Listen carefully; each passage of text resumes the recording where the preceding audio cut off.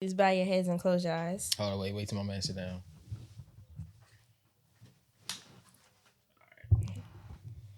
Dear Lord, thank you for this day. Thank you for the opportunity to be here with my friends, people I haven't seen in years. This is kind of crazy for me. And I just pray that you cover this experience, cover this podcast, continue to let it grow and thrive because they're doing some good work here, Lord. And we know you love good work, God. So I just pray that you continue to bless them, continue to cover us, order our steps, and guide our path. And let us know you're always there.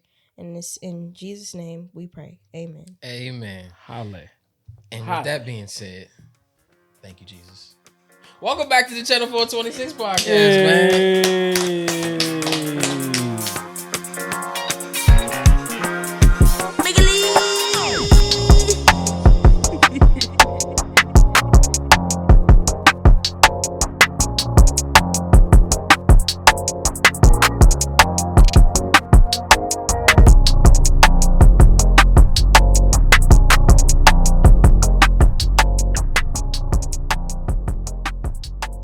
I just want to say I love what you do with the intros. I be like, I be trying to do my little fade in work, you know what I'm saying? Good morning, y'all. Happy Monday.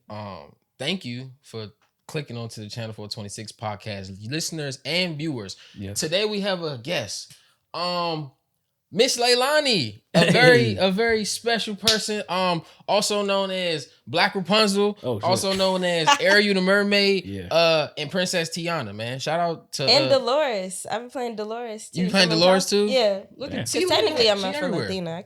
I can't finesse that. Yeah, no, man. Okay. We trying to get more ladies onto the show, so we called up one of our cool homies. You know what I'm saying? Leilani is the fun friend. She's somebody you can invite to the what's it called? The game night. If you invite her to game night, it's gonna be fun.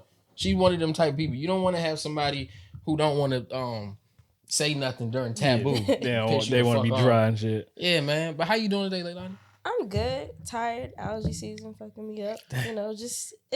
But blessed and highly favored. That's the one I like to go with before I start to complaining. Yeah. Blessed and highly favored. I feel you know what I'm saying? Everything's a blessing and at the end of the day. What they say? Oh, I can complain, but who's gonna listen? That part. I'm saying though. Because it's falling on deaf ears at this point.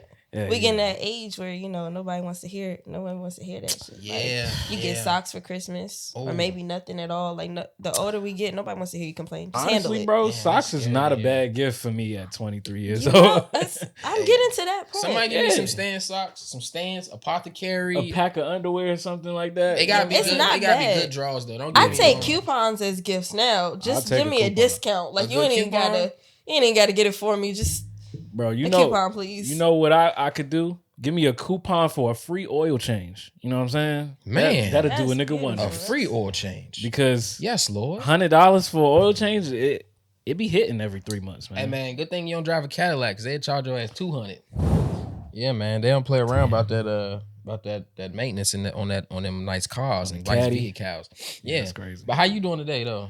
I'm doing all right, man. You know what I'm saying? Like Leilani said, the allergies was smacking me in the face this morning. I was fucked up. You know what I'm saying? But I'm all right, man. I'm doing all right. It's Saturday morning, so hopefully we have a good weekend. You know it's a good Saturday shit, man. It's feeling good. Nice sunny day. Sunny day. The weather finally figured out what it want to be. You know what I'm saying? It's going up to 71 today. I was like, I might wear a dress. Yeah, because it was these last couple of days, it was cold. I was wearing a motherfucking crew jacket. Had my leather jacket on. I said, is this the right season? I thought I could put it away. I had to go back in the archives. Right, though. I left out at 6 in the morning and was like, oh, yeah. I got my seat warmer on in the car. I got the heated seats on it. Oh, shit. That joint hot as hell. That early morning when no sun is out, it's cool breeze is a little too much. It'll whoop you. But I've been good though, man. It's been a good week, man. I've been chilling. Cool. Man, for real, dog, man. I had a motherfucking ingrown toenail, bro. Oh, what the fuck? Man, what the fuck? That joint been working for like the past year too. Like that joint had to grow in. Which toe? My right foot, big toe. Damn. Because look, last year, right, I was in the gym balling with my niggas, you know what I'm saying, going hard. It was one day when we was running for hours, okay? We played a lot of games. Yeah. And I went home and I took my shoe off and took my sock off. I was balling in Kyrie's. And it was a scary sight. My right big toe, Ew. the whole toenail was filled with blood. It was filled with blood, right? But it wasn't bleeding. It was under the toenail. And I'm like, what the fuck? Yeah. So I just let it sit like that for some time. You didn't feel that during He was balling too hard. As a matter of fact, I think I was balling in some LeBron 15s, matter of fact. The low joints. But then after a while, like 2 weeks later, I'm like, damn, like a week later, it's like, damn, it's blood still under this joint. Mm-hmm. So I lift up the toenail and all that shit ran out. Oh, blood. It was gross as fuck, right? Oh, that's... And then like a month later, or like 3 weeks later, my toenail like turned like yellow and it came off. The whole thing popped off? Whole toenail They used to peeled have off. me when I was younger.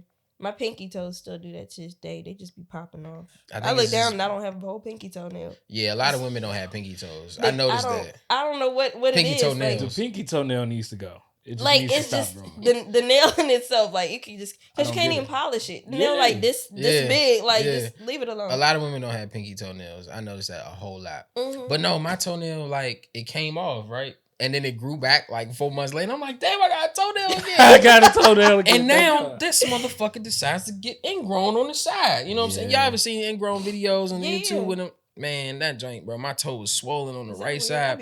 And I was like, I thought I got it. Like probably like 5 months ago, I thought I got rid of the ingrown. Mm-hmm. But I was wrong. Damn. I only got a mere The piece nail salon ladies will handle that though. I'm not gonna lie. Like they I don't know if you okay with people touching your feet, but I be going to them for I've been there before, but I need to get really into it. I had to get. You got to go to the what is it, podiatrist? I think the one so. For the feet? I was gonna have to go there for a minute, but then I had to get risky. All right, because since I was a kid, y'all, I be doing some like if it's something that I know I can fix, I'm going in it. You know what I'm saying? Even if I gotta go to the doctor and get stitches after. Tweezers real quick, bro. I had a corn on my toe. I didn't know it was a corn when I was young. No way. And bro, I cut that joint off when I was a little nigga, bro. Damn. I bled for a long time, but I stopped it and I was like, it ain't there no more. The motherfucker grew back. Yeah. But on my toe, right, where it was swollen at, I just cut like the top piece of that motherfucker off and I seen the nail. This motherfucker was big as hell. Damn. Pulled it out. I'm ingrown free now, man. I'm back stepping, you know what I'm saying, relieved. Oh, man. That's disgusting. Man. Yeah, that joke kind of fucked me up a little bit. I'm all for doing your own body repairs, but it's something like... I showed Jada. She was like, what the fuck?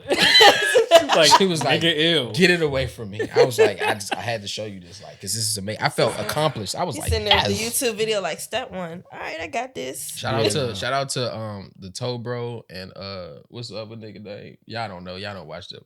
Oh, you? I do. It's Toe Bro. What else? It's Toe Bro and it's like the something the nigga manicure. with the glasses. Oh no, I don't watch the dudes. It's a lady who her husband's feet are so nasty, but all of her videos like his feet. Oh damn. Because he got ingrowns on like every toe. I don't even understand how it's possible. But it's like the talented manicurist or something like that. Like I think I know what you're talking about. The meticulous manicurist or something like that. But yeah. Yeah, hey, look, nigga, don't judge us, man. Everybody got something on YouTube that they watch. Listening like, yo, what the fuck? Because I just feel like, how did y'all let it get this far? That's the thing about ingrowns. Like, they don't happen overnight. No, they take a long time to grow. That's why they get swollen and inflamed and shit. And that's why I'm like, y'all didn't handle this at You know why? Men feet are always fucked up? It's because y'all keep shoes on. When we look down, we don't need to have nice polished and white toenail strips on it. You know what I'm saying? We just like, I'm gonna throw this motherfucker in some socks and some shoes and keep it pushing. But at some point, somebody gonna have to see them toes. That's and true. Y'all doing the world a disservice because I'm tired of the feet reveals. I'm sick of it. I be like, dang, kind of fun. Hey, hold on, wait. For women, is that a thing? She's just like, oh my gosh. If this nigga take his socks off. Feet is messed up. You ain't. It's some of, I mean, like dudes be talking about girls like, from the neck down to like the body, right? Blah blah blah. I be like, from the ankles up, he real fine, but then he took off his shoes. Now I got the ick. Damn, you got the seaweed dogs down there. Yeah, nah, man. Hey, dog, don't judge us. For you too, man. You know what I'm saying? I've been on something new lately. I've been watching this nigga named Spencer SB. He cut grass. He'd go and cut somebody off for free, and he pressure washing. Oh, I be watching that shit. He a white dude, like a scrawny white dude. Yeah. I just woke up in the middle of the night, and that nigga was. I was like, oh shit, this is interesting. And he be cutting up some crazy yards. Too. Oh yeah. That yards be wild. Yeah. No, he's great, man. Shout out to Spencer. Nah, but for nah, real. though, man. Hey, man, take care of your feet. You know what I'm saying? Take care of your feet, man. For the love of God. Goodness gracious. Cinco de Mayo was yesterday. Did you do anything special? I wouldn't say it was special. I mean, sorry to my friends if they watch this. I'm glad I saw y'all. But I went to Bowie State yesterday for shout out to Bowie. The Cinco De Mayo, so I went to the Cinco party. Okay. Shit. Okay. That's tight. Cinco de Mayo. It was kind of cute. My niece's birthday was yesterday, which is Cinco de Mayo, but her name is Maya, so they call it Cinco de Mayo. That's cute. And Doughboy birthday was yesterday, and he was like, "It's Cinco de Mayo." That shit was That's tight. Cute. Yeah, man. Nah, yesterday definitely was the most I've ever seen anybody celebrate Cinco de Mayo in my life. I was like, since when do we celebrate this? Everybody was out at the Mexican restaurants getting margaritas. A lot of black people. Twice yesterday. Go ahead, Chipotle. Wait. Chipotle on Cinco de Mayo should be a fucking sin. I don't think that counts. Leilani. That should be a fucking sin, okay? Don't make our fucking Mexican listeners and viewers log out of this shit talking about some Chipotle. He said, I went to Chipotle twice. You're supposed to hit the La Poblanos Berria or hit Lil Minor. Lil Minor is I just ain't had Lil Minor money. I had Chipotle money. I respect it. That's $6-7 difference. But my new people, my new family, shout out to Tequila and Tacos. I love y'all so much. Tequila and Tacos probably popping yesterday. Oh yeah, I ain't even try to go there yesterday. Probably popping. But the other thing is too, when it comes to tacos, like I do Taco Tuesday. Like I really like religiously. Yeah. That and on Tuesday, so I would go like do Taco Tuesday, and then afterwards I go to the movies because AMC has $5 tickets on Tuesday. Oh yeah, you're right. So you're right. I'd be like making a whole day out of it. Like Tuesday, I get off work and I'm like, it's about that time. Like, so you love the movies like I love the movie. Me and Jada be in the movies a lot. Yep. That's but no, speaking of tacos, my little sister asked me. She was like, "Kevin, what do you think? What do you think your favorite food is?" I was like, "You know what, Kylie? I don't know." Because it used to be buffalo wings and watermelon. As crazy as that sounds, chicken and watermelon. Buffalo wings and watermelon was my favorite food forever. Together? No, maybe. Yeah, you ate it together before the summer probably. I've ate it together that for sounds sure. Like a decent meal, yeah. Watermelon during like winter and off season is kind of crazy. Oh hell no! You can't find no good watermelon. Yeah, that's what I'm saying. That shit gonna taste like a motherfucking styrofoam cooler. But no, now I think it's tacos. I think Mexican food is my favorite food. Man, now. yeah. Cause I love the Mexicans. Bro, you had my quesadillas before. Oh yeah, that bitch was busting. I fuck some tacos up, nigga. What? I go stupid on some tacos. Cause the motherfucking quesadilla was motherfucking delicious, nigga. Homie. The fucking tacos, nigga, go crazy. Man, what? Cause I took a bite of that motherfucker, homie. I said, how this nigga get sour cream inside of a warm treat? Nigga, sour cream supposed to be. It was cold too. I said, how you do this, bro? You know what I did, bro? Oh, after shit. I cooked the quesadilla, oh fuck, I take it off, open it up, then you put the cold stuff on it, the pico, the lettuce, the sour cream, and then you slam it down, and it's oozing out. It's it. You know what I mean? I was watching this fucking documentary. Documentary. They were out in Mexico. I can't remember what part and shit, but they were out there and they were cooking this amazing. They took a fucking cow's head and they just fucking boiled it in stew and they chopped that shit up and they threw it on some tortillas and shit. Fucking amazing. It looked good as shit. Fuck, man, you're making me hungry right now. Man. I'm fucking always hungry for Mexican food, man. All right, we sorry, y'all. No. Here's a real topic though. Mexicans and the Hispanic culture, y'all might have the best food in the world. And bullshit. No bullshit. I say that with all confidence. No, for real though. As a black person, you know what I'm saying? We love soul food. I know how black people get arrogant about their food. Nigga, everybody's grandmother cook amazing. Right. Okay, we get it. But it's something. Exactly. Some of y'all grandmother's collard greens is crunchy. And y'all don't want to talk about that. Hey, look, she's not lying. They be bright green. Y'all be like, my yams, and then you try your yams, and you're like, because listen, as much as I love all my grandmothers out there, both of my real actual grandmothers, my great grandmother, rest in peace, mama. As much as I love my grandmothers, your grandmother, everybody's grandmother, the best yams I ever had was not from a black woman. Ooh, that's gotta hurt. She's from Guam. Damn. And they're fucking amazing. Damn. Shout out to Lynn. I love you to death for that. Forever. Damn. Them yams is amazing. They didn't come from the motherland. They didn't come from the motherland, nigga. Her hair is silky. Looked like she was born in Hawaii. Her shit down here, nigga. Damn. She cooking like a motherfucker. That's everything she make is A1. I'm telling you. Yeah, you ever over there with me? Nigga, get a plate. Black people, look. I understand, you know what I'm saying? You want the food to taste right or whatever, but y'all gotta stop salting the shit like y'all do, man. That's why niggas getting their feet cut off. Feet cut off, you know what I'm saying? They got black toes and shit, you know what I'm saying? I thought that's where gout came from. Then gout come from like fried salty. Yeah, like red meat and like a whole bunch of salt and shit. Yeah, the gout. I remember that Everybody Hates Chris episode where the dad got gout because he was always eating fried chicken. Man, look. Mexicans, man. You can eat Mexican food every single day. They have such a range too. Like if you like me, really I don't good. like spicy food, but I can always walk into the restaurants and get something that's not spicy. Yeah. But like if I try to get like as so far from what I tried, if I try to get like any African food, I'm not gonna lie, I'm being that joint sweating. No, Africans they make sure that they there's put no that spice option. It's just spicy. That's how you make the food. What are you talking about? That's Jamaican. That's what I'm about to say. That's Jamaican. That's racist. You're fucking racist. Wait. Now niggas always trying to call me racist. He's racist. Wait. You know, I haven't practiced my good Mexican, you know what I'm saying, Nigerian accent yet. My bad. Mexican? Now it's African Mexican? I said Nigerian. No, you said I haven't practiced my Mexican. That's what you said. I said Nigerian accent. Oh, okay. All right. Okay. I'm not racist though, I promise. Shout out to Wyclef. Yeah. But yeah, nah, man. Cinco de Mayo, man. It was a lot of people celebrating this shit. Everybody. A lot of Casabigos and Terramana and if you got money like that, Closet Azul bottles was all over the place. Nigga, we was on Woodrow Wilson Bridge and it was red, white, and green fireworks going up. I just want to know what happened. Like, what happened? Niggas seen an opportunity to get drunk. I never seen nobody celebrate Cinco de Mayo other than people of that heritage. That's what I'm saying.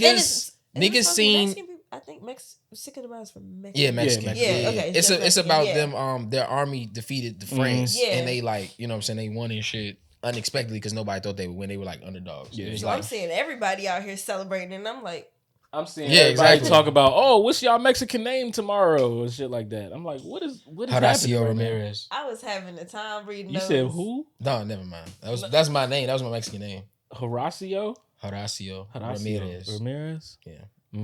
Not mad at that. That looks good on paper. Yeah, it does. If only I knew how to do cursive, you know, I could. I mean, I know how to do cursive, but like, it's trash. You know, like it don't. Okay. My signature don't look like everybody else's signature. I just do a curly E and a A. Look, nigga, I'm just KK and I'm up out of there. You know what I'm saying? I be stacking them on top of each other. see, you know what I'm saying? You got to. But yeah, man, niggas seen an opportunity to celebrate and get drunk, and they was like, hey. I also seen people saying after Tank knocked Ryan ass out, they was like, yeah, it ain't Cinco de Mayo this year. It's Nigga de Mayo. I saw the flyers for that too. Nigga de Mayo? Somebody's club had Nigga de Mayo. Oh, shit. I was like, there's no way. Shout out to Tank. I think it was shout out to Ryan who reposted that. Kev on stage. Yeah. Kev on stage is fucking hilarious. He's another person who, because he grew up part of his life in El Paso, Texas. So that's right by Mexico. Yeah. So his neighbors and shit, they got him on the Cinco de Mayo real heavy. But you know, man, shout out to Tank. Shout out to Ryan. Ryan, we love you still. Everybody. Man, they asked Javante's trainer, Coach Calvin, how would he feel if Ryan came to him and like asked for like training and shit. And he was like, I take him in with open arms. Cause guess what? That's beautiful. He a fighter. Yeah. He stood in there. You know what I'm saying? He didn't know he was getting himself into, but he wanted that fight. I mean, honestly, that's the best person to do it because they already niggas that broke you down and beat your ass. Oh, that nigga only got a left hook. Now all you got to do is like, all right, look, bro, you need to add this, you need to add that, you need to add defense, you know, all that. That's gonna be easy. Man, shout out to them. Shout out to all the Mexicans. Happy Cinco de Mayo, though it's already passed. It was a good day yesterday, you know man. Shout out to OGZ. I was listening to that nigga all day yesterday.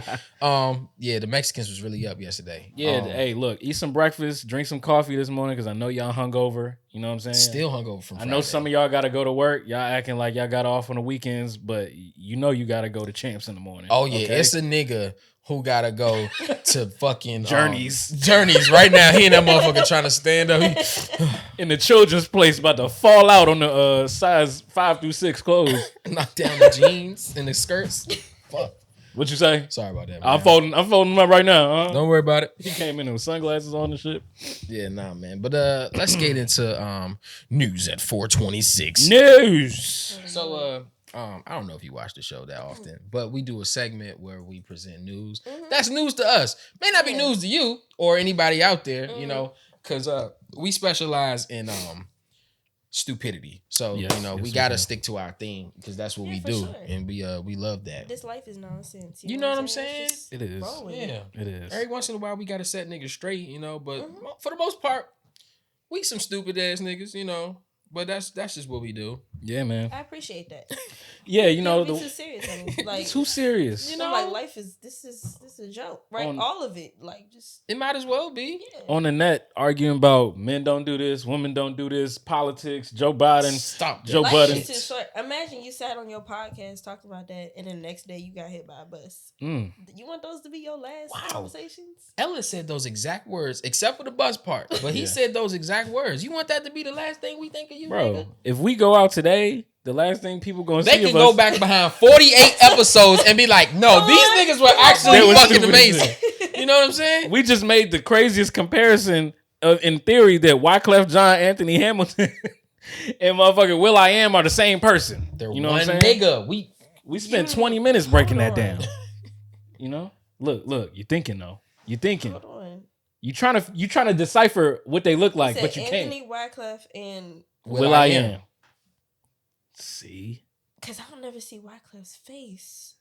But them voices translate. Like, I'm they not going to all lie. look exactly the same. That could be the same. It's the same person. They were. My theory was they were conjoined twins. And they all split and went different ways in the music business, you know, musically.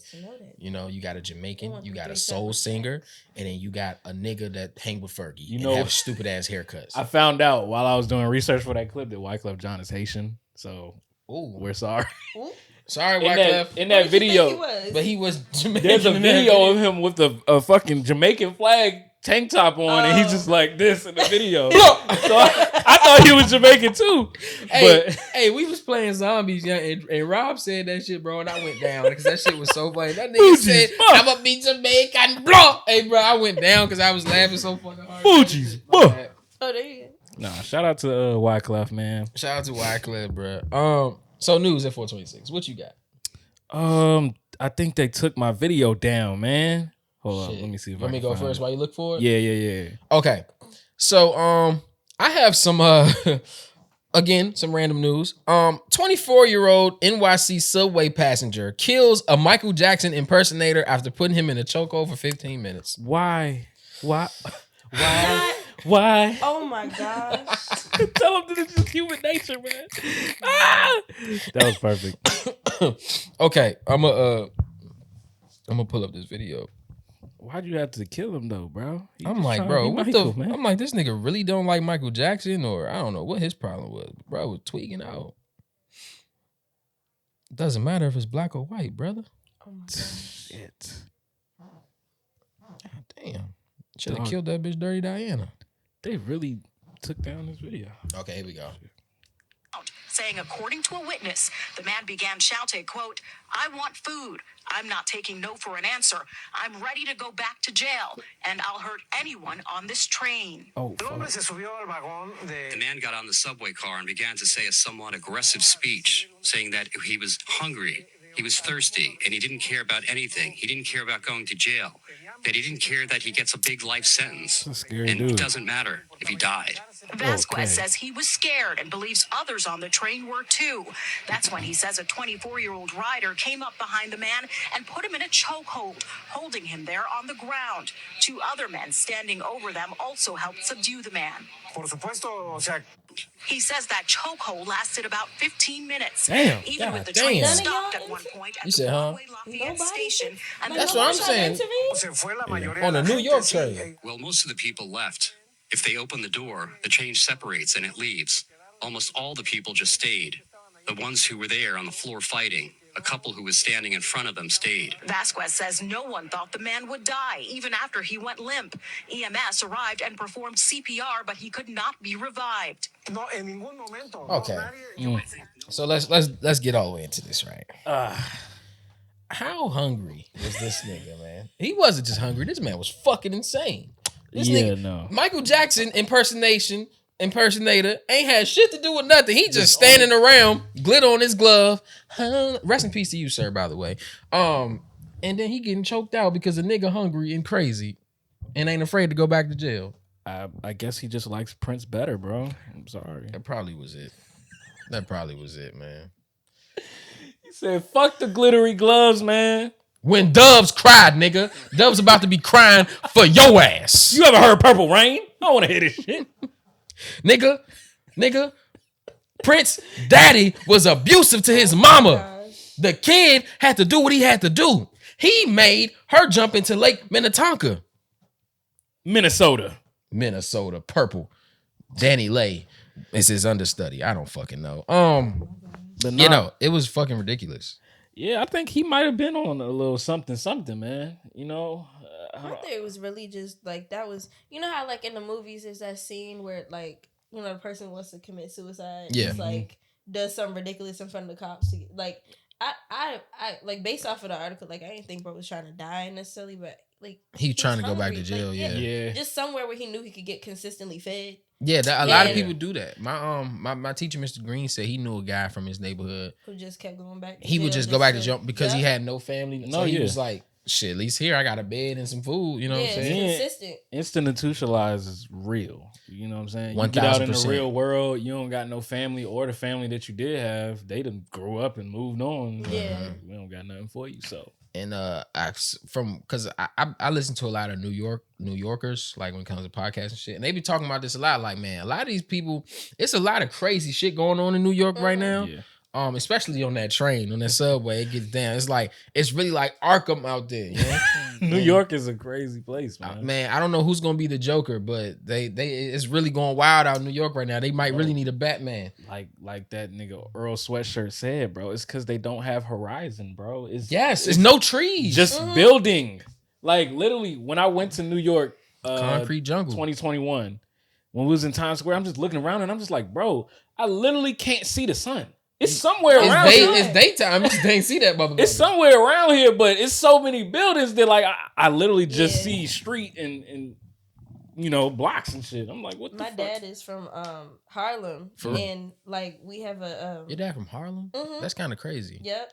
And my backyard, like our backyard now, like has a bunch of trees and grass and stuff, and there's a fox that comes by. Mm-hmm. My dad be feeding the fox, and I told my mom, I told her my theory is that because he's from New York and he ain't like been around, never seen no he want to be like Mowgli. This shit is he want to special. be Tarzan so bad, because he be out there feeding the groundhog, that shit's special to him. Yeah, he be out every day just standing on the porch like wow, and I was like. That's what it is. He's from New York. When he get mad though, he be like, "I'm from Harlem, man." Nah, he don't. Harlem. My dad's a gentle giant. Oh, okay, he don't be getting angry. No, when he can though. I've just never seen it. Okay, I'm a daddy's girl, so it'd be like that. I don't have to deal with that. Especially when you're daddy's daughter, for sure. Mm-hmm. He's gonna protect you from everything. Yeah, but sorry if you do. If you've ever had to deal with my dad angry, I've heard stories. He'd rip somebody's face off. Man. Yeah, man. So I'm trying to figure out who the fuck gonna be Batman in New York, man. We got who can we audition? You got 5 of your foreign. What? Designer can be Scarecrow. Yeah, he can be Scarecrow after he get out of that rehab. Designer is going to be a supervillain when he gets out. He's for sure going to be a villain. That dude is fucking ridiculous. 5 is a villain too. Now that I think about it. He just go to the Yeah. Crazy.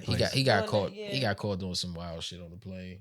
I only found out about that because of Michael Blackson commenting on it. Talking about he ain't. Did you see that? No. What did he say? Michael Blackson talking about some ain't nothing mentally wrong with him. He just wanted to.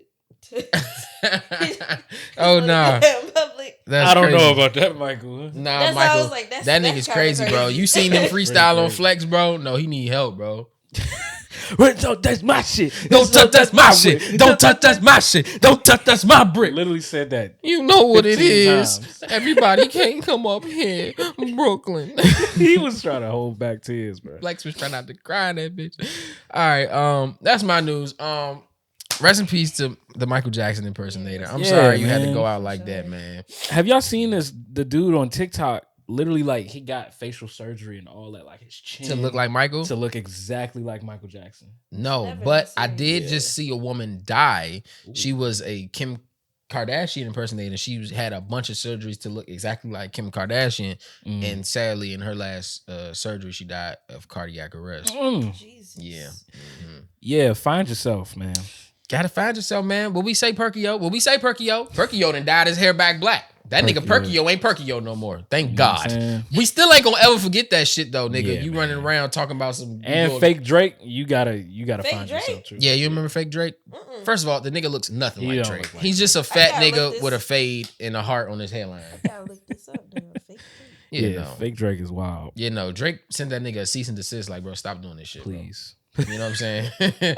I'm Drake, bitch. Like, what are you talking about? Drake was probably just looking at this shit like, why? No, like, bro. Did you see him? Did you see he got Drake's number somehow and FaceTime Drake, bro? Is it him?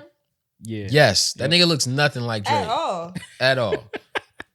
Like, this nigga had interviews. He's booked. People were booking this man. I just don't understand. What about yourself? What happened in your life where you literally just can't just be you? I think, you know what I'm saying? Man, you know, we say this a lot on this show, but social media, you say, huh? I said there's not enough time to answer that question. Yeah, man, that's a deep one. Because people get lost in the attention and they see it wet. They see it easy out. I look kind of like this person. Oh, okay. I'm gonna ride this wave. I'm gonna ride this wave.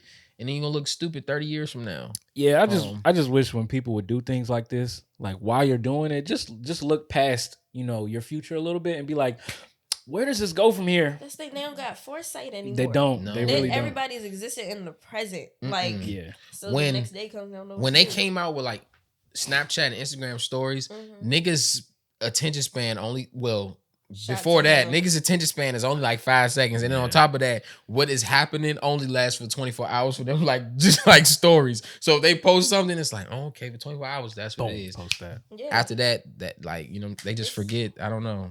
It's stuff like that like when I was younger, I used to want to be, like, my dream was to just be a singer, like just be a recording artist.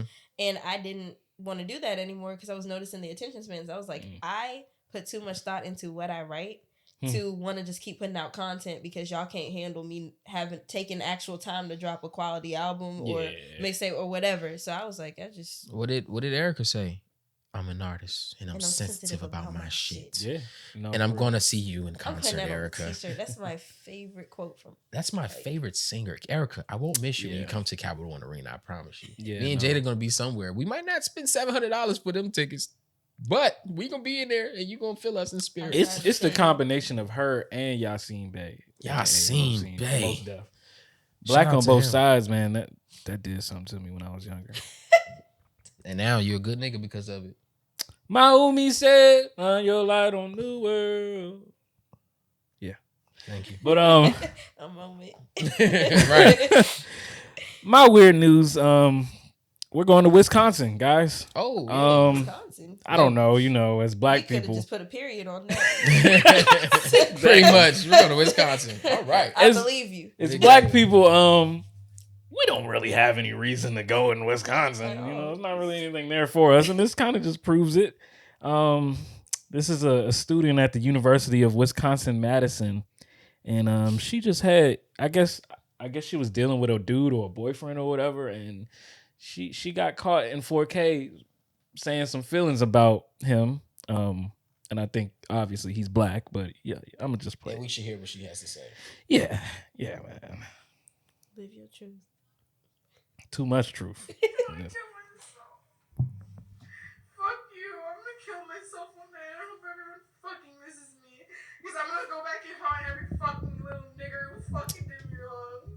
I literally hate all of them. I'm gonna make them pick fucking cotton in the fields all day long until they fucking die of fucking thirst and fucking, like, they're literally gonna, their bodies are gonna dry out because of how much cotton they're picking for me.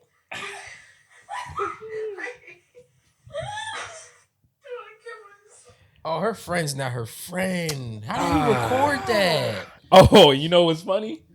There's a picture of Nicki Minaj and an American flag right behind her as she says this. You know the fucked up thing is, I bet her boyfriend's not black.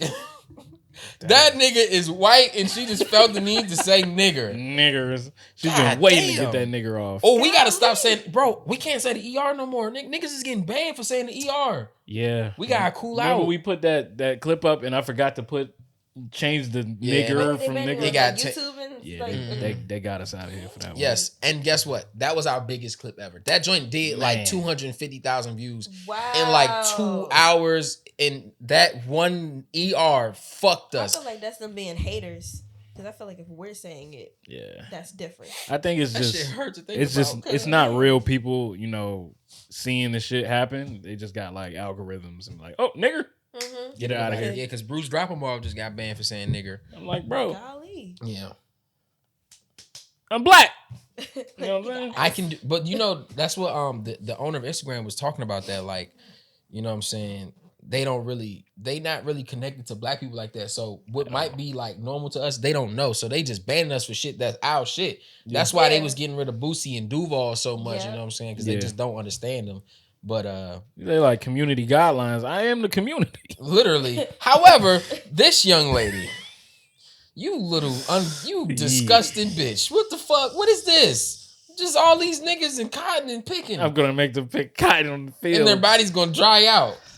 Nicki Minaj on your wall though. Nicki will whoop your ass. Literally a black. I genuinely I want to actually know if there's a case study on this. That level of delusion where they love everything about us, but they can't. But they don't connect it. Yeah. Like how you got Nicki on your wall. Like I know she's lighter skinned but like that's still enough melanin where you can on site you know that's a black woman. Everybody in the world. So how do you have that on your wall? But then. It goes back. It goes back to Jim Crow days. It goes back to a simple saying that Paul Mooney once said. Rest in peace, Paul Mooney. Everybody want to be a nigga, but don't nobody want to be a nigga, man. It's unfortunate. Yeah, man. The stick that we get because, there's a theory, right? And I somewhat subscribe to this theory, but a lot of shit that we see today, a lot of things amongst our culture, their culture, a lot of this shit don't go on if it ain't for niggas. I'd say most of it, honestly. We have generated so much fucking money for this country and that society. Nigga, just our existence alone has created so much for this entire planet to make it spin. How fucking crazy is that? Like literally have black women having all of the genes in us. Like we can literally create any combo. Literally. Like, but yet we still, it's getting a lot better now, but there's still people, like you said, just the delusion is crazy. And there needs to be a study on these folks because they just so in their own world and so just what they want. They're disconnected. They very disconnected. So disconnected. Very disconnected. I think it's just like it really sucks that we can't put like shackles and like, just guard our culture. Yes. Like our music, our fashion, the way we say things, food. Like it sucks that we can't just guard that shit. Once somebody put out some music and everybody's cool with it. White people gonna love it. They're gonna be in the festival saying nigga this, nigga that. And you can't stop them. I can't stop this woman from calling us niggers and saying that she want us to be in the field picking cotton until we dry out. Man. You know what I'm saying? Because everything is just so open. And it's just like, it's just too instilled. Like, how people like, oh, if racism wasn't a thing, the world would be a great place. You know how long it's gonna take for racism to just completely be die out? It's like at least the next 3 generations gotta die off. I feel like. Literally. Yeah, truthfully. Because your grandfathers are teaching their kids, and then your parents are teaching y'all this. So it's y'all just gonna pass it down. Y'all just gonna pass it down. Y'all just gonna pass it down. Look who just popped up. Why is it going up?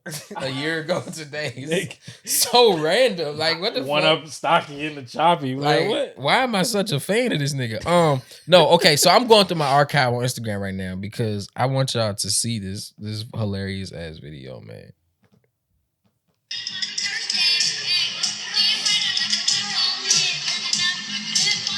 Oh yeah, I just seen this.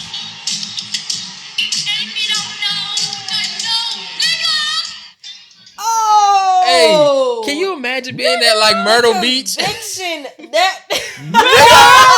Hey, can you imagine being at Myrtle Beach? You walking down the field, you having a good time. You see the little white boy doing the karaoke. Yeah. Hey, sing that shit, nigga. Sing that Biggie. He like, I got you. And if you don't know, now you know, nigga. This was one of the craziest videos. Y'all ever seen that video rapping for Jesus?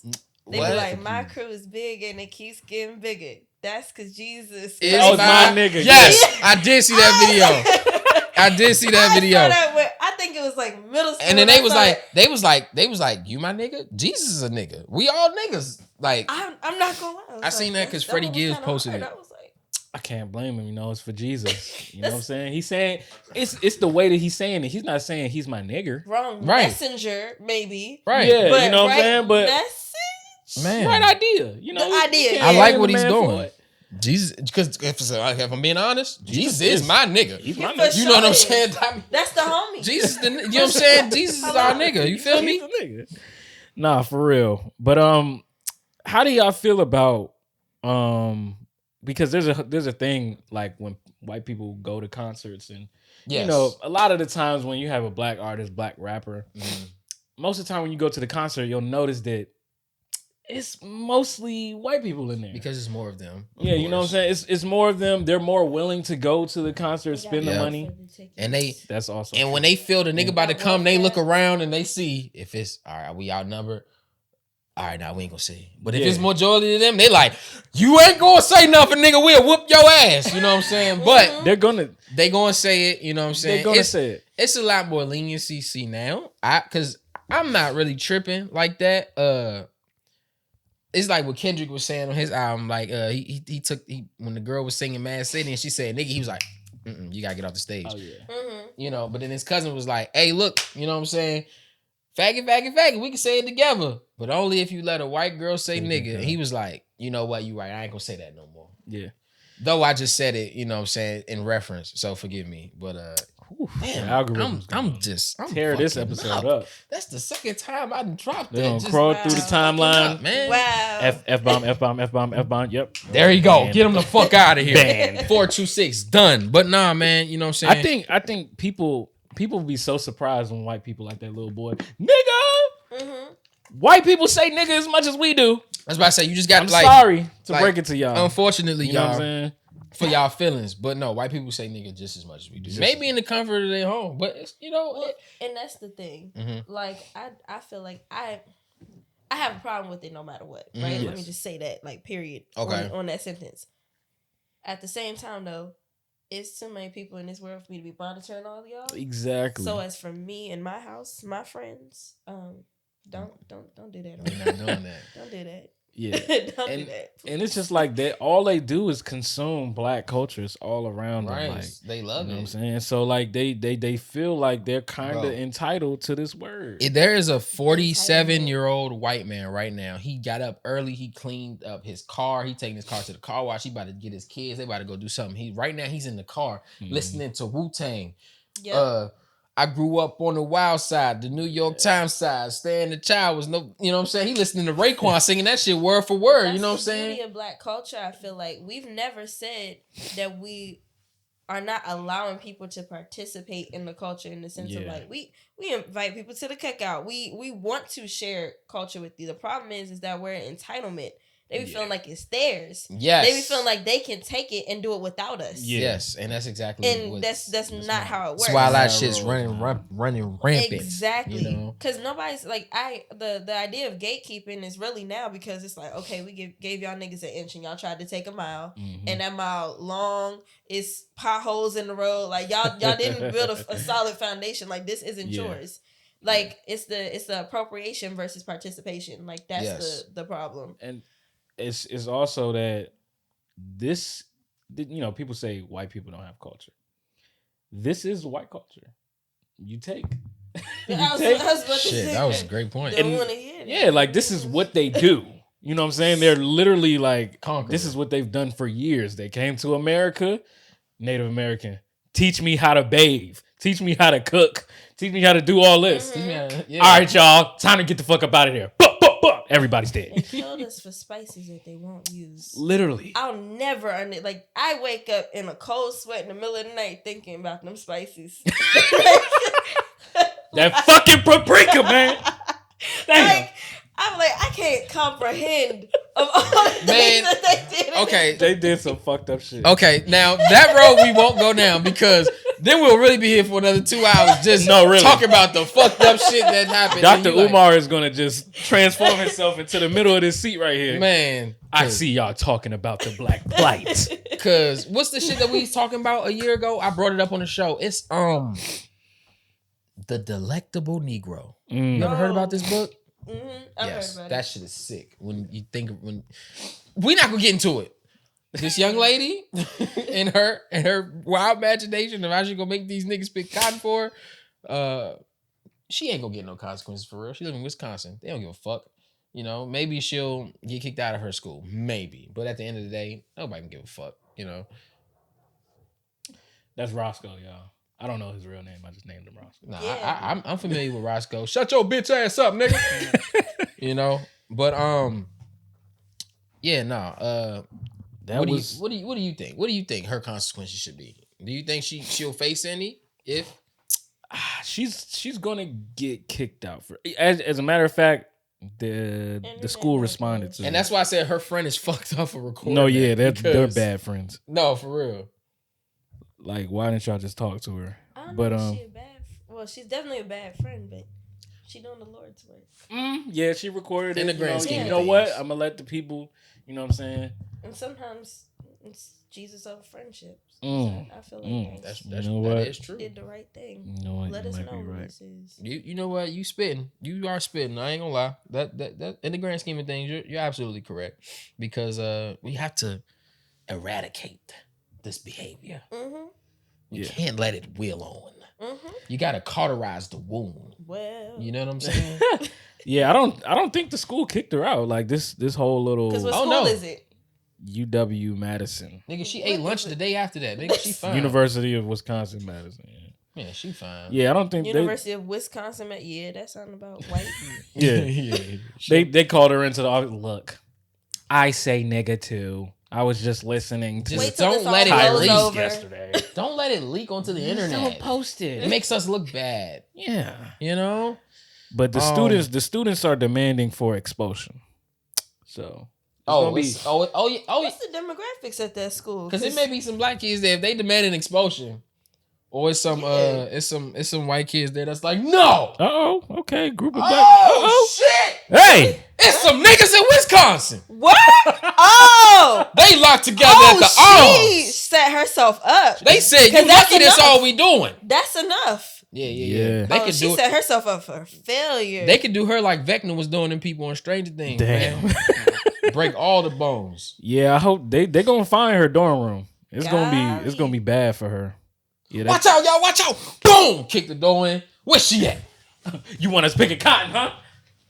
Stuff her face in the toilet. Yeah, that'd get bad. That'd get bad real fast. Yeah, to make her get a swirly. Hey man, I'm praying for everybody involved in the situation. I'm praying that girl, finds herself and realizes that what she's doing is completely incorrect, absurd. But that's our news. Unless you got something else. I do have one thing that I would like to bring up because I thought it was hilarious, and if not now, then when? So we are still at news at 426. However, I was listening to a show that I this is one of the first podcasts I ever was introduced to. An episode from probably like 2019, 2020. Mm-hmm. It's called No Chaser Podcast. Tim Chantarangsu, Ricky Shucks, Nikki Blades. They had a guest come on named Alex Reed, right? Okay. Now she is known as like the first black woman to ever do K-pop, like be in a K-pop group. Okay. And however, she was talking about how she was on vacation in the Bahamas and she got chased by some pigs and they bit her ass. Damn. They bit her ass. Nobody helped. You know what I'm saying? This is how she explained it. She was like, yeah, I'm in the Bahamas. Everybody on the beach. Everybody having a good time. And out of nowhere, 8 pigs just started chasing me. Some big ass pigs. Fuck. And she said she running and she tripped and the pig bit her on the ass real hard. Then Then the people got him to go away. Damn. Then she like, she bleeding. Her drawers and shit bleeding. What are pigs' teeth like? Hold up. Gross as fuck. No, because I was hoping you would ask that question because I'm like. Pigs' teeth are gross as fuck. I want to know like how many they got though. Yeah. they'll fuck you up. Oh, that's disgusting. Yeah, they're gross as fuck. Yeah. Getting bit by that. Look at that mouth. Show Leilani. Look at that mouth. Ooh. Yeah, no. I'm looking at this picture. Yeah. Ugh. Yeah, man. No thanks. So she got bit, and then they were like, "Oh, you good?" You know what I'm saying? They got the bleeding to stop. At least they thought. And you know what I'm saying? She go on the yacht, she partying, having a good time, but then later, she gets to her hotel room, and she can't move her neck, and she can't like really talk for real. She like, what the fuck? She probably got an infection from that shit. A crazy infection. She go to the hospital. They like, oh, you'll be injected. Literally. So she get out so her dad. She called her dad because he's like a biologist. He like, you need to go get a tetanus shot right away. She like, nah, I'm fine. I'll wait. So she get on the plane. Are y'all? She flies to Miami, and she don't have sense anymore. Man, she's on the plane in Miami. They get to the airport, and she start like she can't move her neck, and she like can't really move her jaw to like talk and shit. So then like they called her the hospital, the emergency people, ambulance and shit, and they come to get her, and they like, man, what the fuck going on? And she like, the people like, look, the manager's like, look, she got bit by a pig, and the nigga at the EMT like, yeah, she got bit by a pig. They think this bitch on some drugs, and they like, man, this bitch ain't get bit by no pig. Fucking pig. But then she gets to the hospital, and they like, and she, you know what I'm saying, she start freaking out because she in there so long, so she leaves the hospital, and they like, man, you should stay, right? But she like, nah, I'll be fine, because the shit went away. And later that night, it got worse. She passed out, you know what I'm saying? She can't really move, walk and shit. She like, nah, I gotta go to the hospital again. She goes to the hospital, and they like, so, ma'am, you got the swine flu, man. The pig bit you. You contracted the swine flu. And, you gonna have to sit your ass down for some time. And she was fucked up. Swine flu. Damn, man. So, if you out there and some pigs around, don't get bit by them niggas. You might get the swine flu, man. It's gonna be bad. Yeah, all y'all people who like to have pet pigs and shit. Shout out to the pet pigs. Y'all remember? No pet pig. I like bacon too much. Damn. Shit, that nigga gonna be around for 2 days. He gonna be looking at you like, shit. But he probably fucking around eat the bacon for real. Pigs eat anything. They wouldn't give a goddamn. They'd eat a baby pig if it laid dead Reduce, in the reuse, mud. and recycle. Yeah, they're gross. Y'all remember when the swine flu was like a real crazy thing? Wasn't that the same time we found out about Ebola? No, that wasn't the same. Ebola was like 8 years after swine flu. Swine flu, we was in like 4th grade. Oh yeah, I don't remember that shit. For real? Nah. It was a girl in my school that had it, and she was gone for like 2 weeks, and they was like rumors that she like, you know, kids are stupid. They was like, man, that means she died, bro. Like that swine flu fucked her up. Yo, my stepmom, she just got shingles like 2 weeks ago. Oh yeah? Yeah. That's the common thing though for old. Cause you know, she was explaining to me back in their day when they was kids, it was like the mumps and the measles and like chicken pox and shit. Mm-hmm. So I guess she said if you had that back in the day, if you had it once, the virus still stays in your body. Yeah. So you're able to get shingles down the road. Oh my God. That's how you shingles. It's like a fucking BBL, man. So what? Those of us who've had COVID, like 40 years from now, 30 years from now, what might that do to us? Yeah. You've had COVID before? No, never. Not that I know of. No. 2 times. I had it once. I had it in 2019. My doctors like backtracked and they looked back at my symptoms because they couldn't diagnose me. Mm-hmm. I got like tested for like mono, strep, like flu, all of that, and they were like all negative. And then a couple months later, in 2020 beginning, they started talking about COVID, and my doctors were like, "That's probably what you had," because I was sick for like 2 months and nothing was making it better. Oh, and then I got it again after my show at the Kennedy Center back in December. Mm-hmm. Somebody gave it to me. I was in 2 musicals. That's the only places I was, so somebody gave it to me. Since then, I've been having health problems. The first one didn't do anything to me because I guess I had like because I got like the variant because that original COVID. I was just sick for those 2 months and then nothing else was wrong. But like now, bro, I've been getting sick like literally every month since December. Oh shit!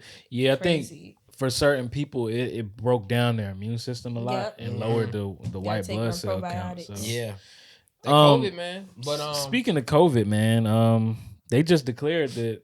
It's not a health emergency. It's over, finally. Like, it's literally just over. COVID's not a thing anymore. Like, you can still get COVID, but it's not like a pandemic no more. It's not a panic no more. Somebody get it.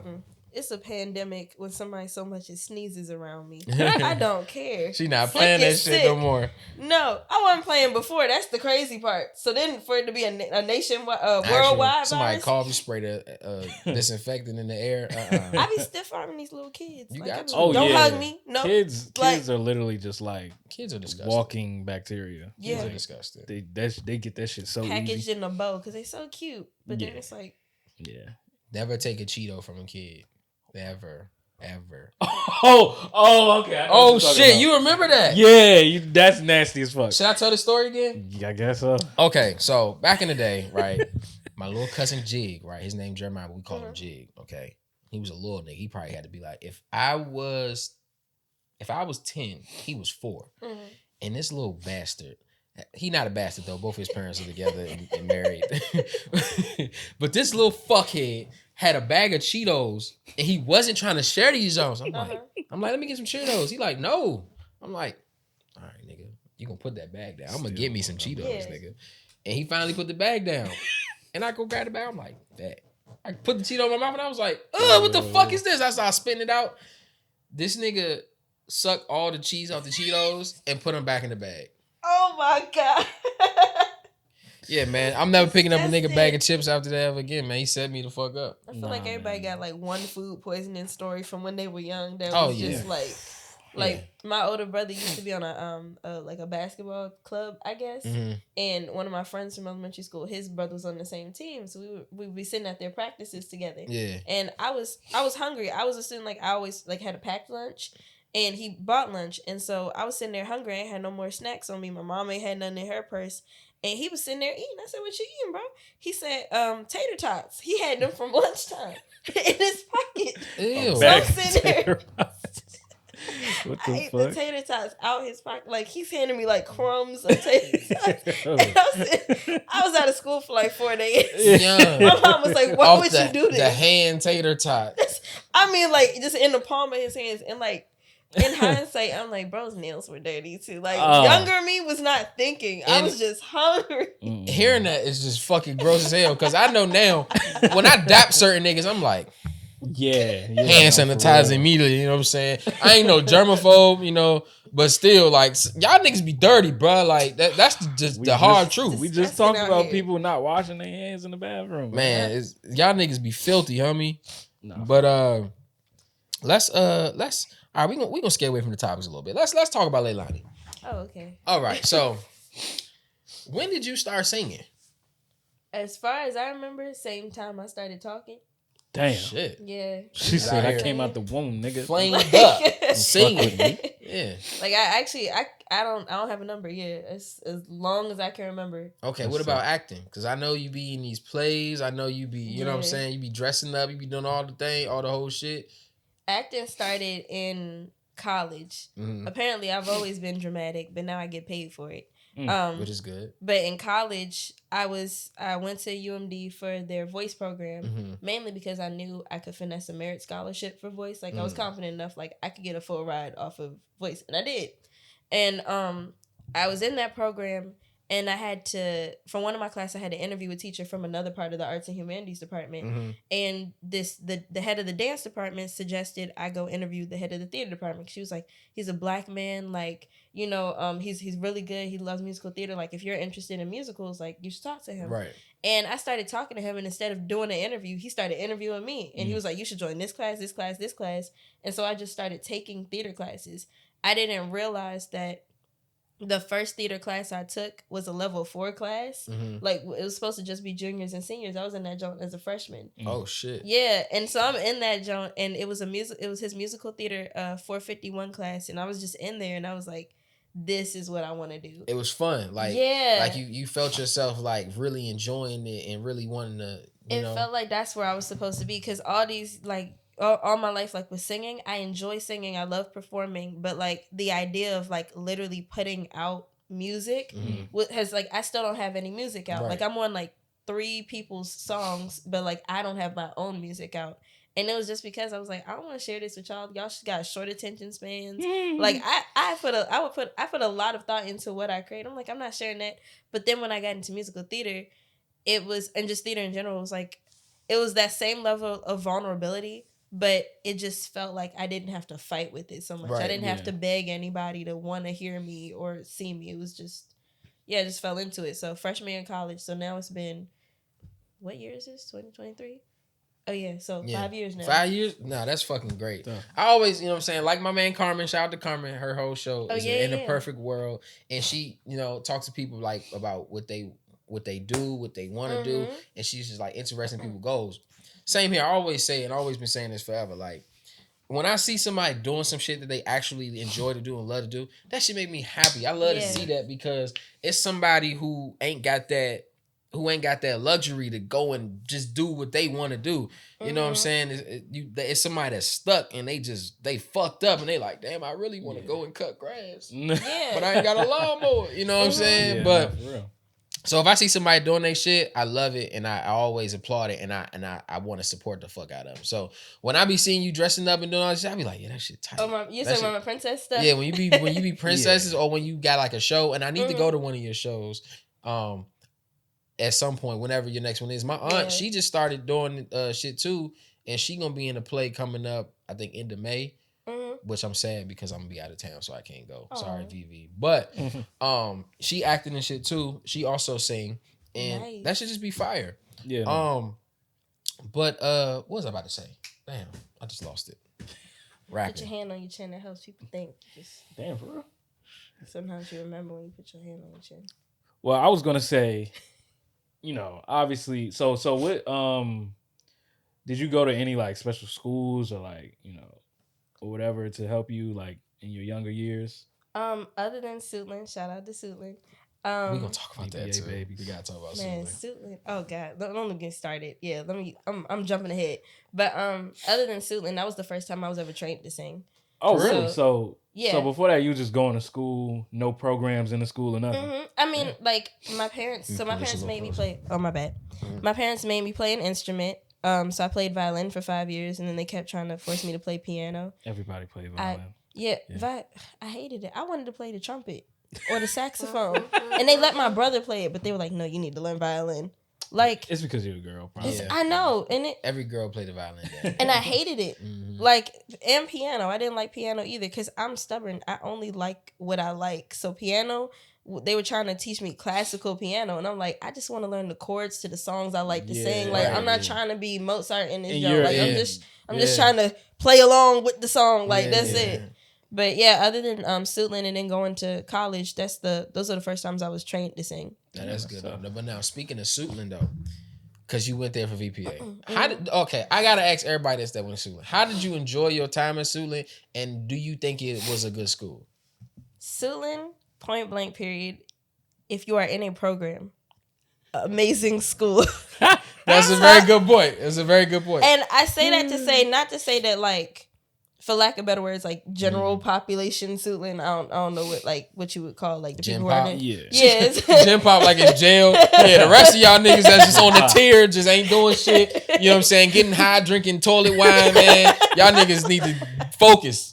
Your mission is to get out this motherfucker, not stay, nigga. Real. Damn. But like, I mean, in a majority of school, at least from what I remember, like from our years, like everybody was to a certain degree in a program. Mm-hmm. But, like, if you were focused on something at Suitland, you didn't really get that distracted.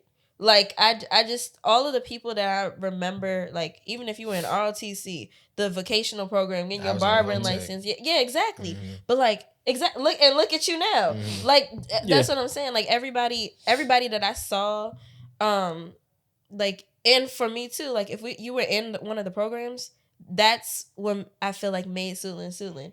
And just in general, I was a wallflower, so like I knew a bunch of people had friends, but like I was most of the time just walking the halls by myself. I see you everywhere. I just see you everywhere. Exactly, but I'd be walking around, but like you never really saw me with anybody. I was just walking around. Mm-hmm. Yeah. And so my experience, like I had a fun time at Suitland, but I think when I was in high school, I was focused on college. So everything I did in high school was with college in mind. So I didn't participate. Like I never went to a pep rally. I never went to a football game. Like I got out of school, and if I wasn't on soccer team or swim club, I was in church on praise and worship team. I was in some poetry event. Like I I spent all of high school focusing on college. Damn, you was active. You were occupied. Because let me tell you something. When I got out of Suitland, I went home and turned on the Xbox, nigga. Because chances are I was already done my homework or I ain't getting no homework. Like, pretty much all my teachers really liked me because I don't know. They liked me a lot. I liked them a lot. I used to like all my teachers. Yeah. That's the other thing. We had great teachers in Suitland. Great teachers. Like, they were just good people. A lot of them were taken for granted and just like, my bad, I got a message on my watch.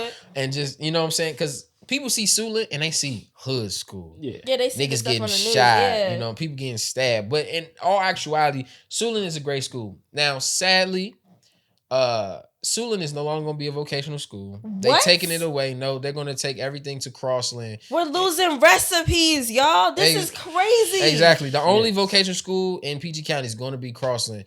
And that's that. Where you just got to... Crossland? It's in like... I didn't even know that school existed. Yeah, it's like... It's kind of like in Clinton, kind of like... Who are these niggas? Oh, that school is old. I know a lot of people that went to Crossland. Like my dad went to Crossland. That's crazy. I know a lot of people that went to Crossland, but a lot of people going there. That's what it's going to only be for now. Like if you have a vocational, something that you're trying to learn, you got to go there for that. Now I could be butchering that. It could be a whole different school that's getting the vocational program, but I believe it's Crossland. Do your research like I did not. However, yeah, man, Suitland losing the Votech, and that's sad. Damn, because that's very sad. I was a Votech baby. Y'all was VPA kids. Yeah. Ellis feels like VPA wasted his time though. He had a different experience. Because you were in band, right? I was in orchestra. I had a very, very, very interesting case. Shout out Dr. Sumandar. I don't know. Sumandar loved me. I don't know where the fuck that guy is today. I don't know if he's still alive. Because he's talking about how he was having strokes the last time I saw. Like Dr. When was Sumandar, that? Senior year, I was in his I was in AP okay. IB music with him. Yeah. And he would be talking about like how he like just got over a stroke and like he was going through it. Damn, prayers out to my man. So my experiences was 9th and 10th grade, I had a full orchestra experience. 9th grade, I was terrible. Okay. I didn't practice at all. Like, felt that? Me either. I didn't practice singing in high school. I didn't practice the oboe at all. I just showed up and literally winging it. First of all, I was the only oboe player, so I took that shit very serious. But I didn't practice. I just felt like Allen Iverson, nigga. Practice. We talk about practice. I do this shit. Miss Israel, nigga. You know who the fuck I do. They coming to see me. No, the thing is, I come and get y'all 40, nigga. My sleep. But Doc, in 9th grade, he knew I was good, but he knew that I just didn't practice. Yeah. I never applied myself. And it was also like 4 cellos. I was like 5th chair. Yeah. Last chair, I was bad. But I started practicing like that summer. 10th grade, I came in. I got way better. Everybody's like, oh shit, what the fuck this nigga could do? Okay, bet. And I felt myself getting better. He was giving me good feedback. He was sitting with me one-on-one, practicing, telling me to do this, do that. I'm like, all right, cool. I might, keep doing this. And then 11th grade happened. And the nigga disappeared. Yes. He disappeared. He literally was not there. Not there. I would go in the classroom and what was it? I think that was the year he was having all the health stuff. Yeah, because he always had a bad cough. He a crazy smoker. Like I got something from his car once. I was just like, I can't breathe. Like, nigga, it's bad in there. But he a crazy smoker. He always had a cough, but he just started disappearing in 11th grade year, like the middle of the year. And we would just go to the class, and you know how your teacher be in there, like, oh, okay, sit here, everybody set up, this is what we're going to play? We just be in there with no teacher, no sub, no nothing. I remember that, actually. Because that's how I used to duck out from, I know I came in there at least twice to duck out from choir, because Boucher would be getting on my nerves. Yeah. Shout out Boucher. I remember Lawrence and a bunch of other band people, we would just be hanging out in his room because nobody's there. It would just be like a hangout. Mr. Lucas? Didn't that the year he left? Yeah, that's the year he left, and they switched to what's his name, Waller. Yeah, he's still there, by the way. Just seeing y'all talk all this VPA, man, is just terrific. I don't know none of these niggas. I wasn't in the annex, nigga. Nah, literally, I was in the regular building with the jailbirds, nigga. Nah, yeah, and the murderers. You wouldn't have had Doc unless you was like in something related to music. But I was in there with the niggas that'll cut your face with the blade. Nah, man, but my 11th year was kind of like that's the year where I got associated with people who wasn't in VPA. Yeah. And like literally all my friends like shifted and became, because I had no classes with any VPA people for some reason. Yeah. So I was in the main building all day, and I'm like, okay, cool. That's how I met a lot of people. And but yeah, I just had no teacher, and then he came back like momentarily throughout 12th grade. Yeah. But it's like those 2 years, I literally just didn't learn anything from cello. So they robbed you of that. So I was just like, play it? no, it's in a storage room down That's the hall. Beautiful. Yeah. And it's been in there for 5 years now. My violin collecting all the dust. I think there's like a million and 6 violins that's collecting dust right now. Everybody got an old ass violin. I miss my oboe, man. I'm gonna have to go and get another one, man. Show these niggas. Don't go get an oboe, man. Why not? So what you talking I'm about to really be Allen Iverson of the fucking oboe, nigga. Yeah, hell yeah.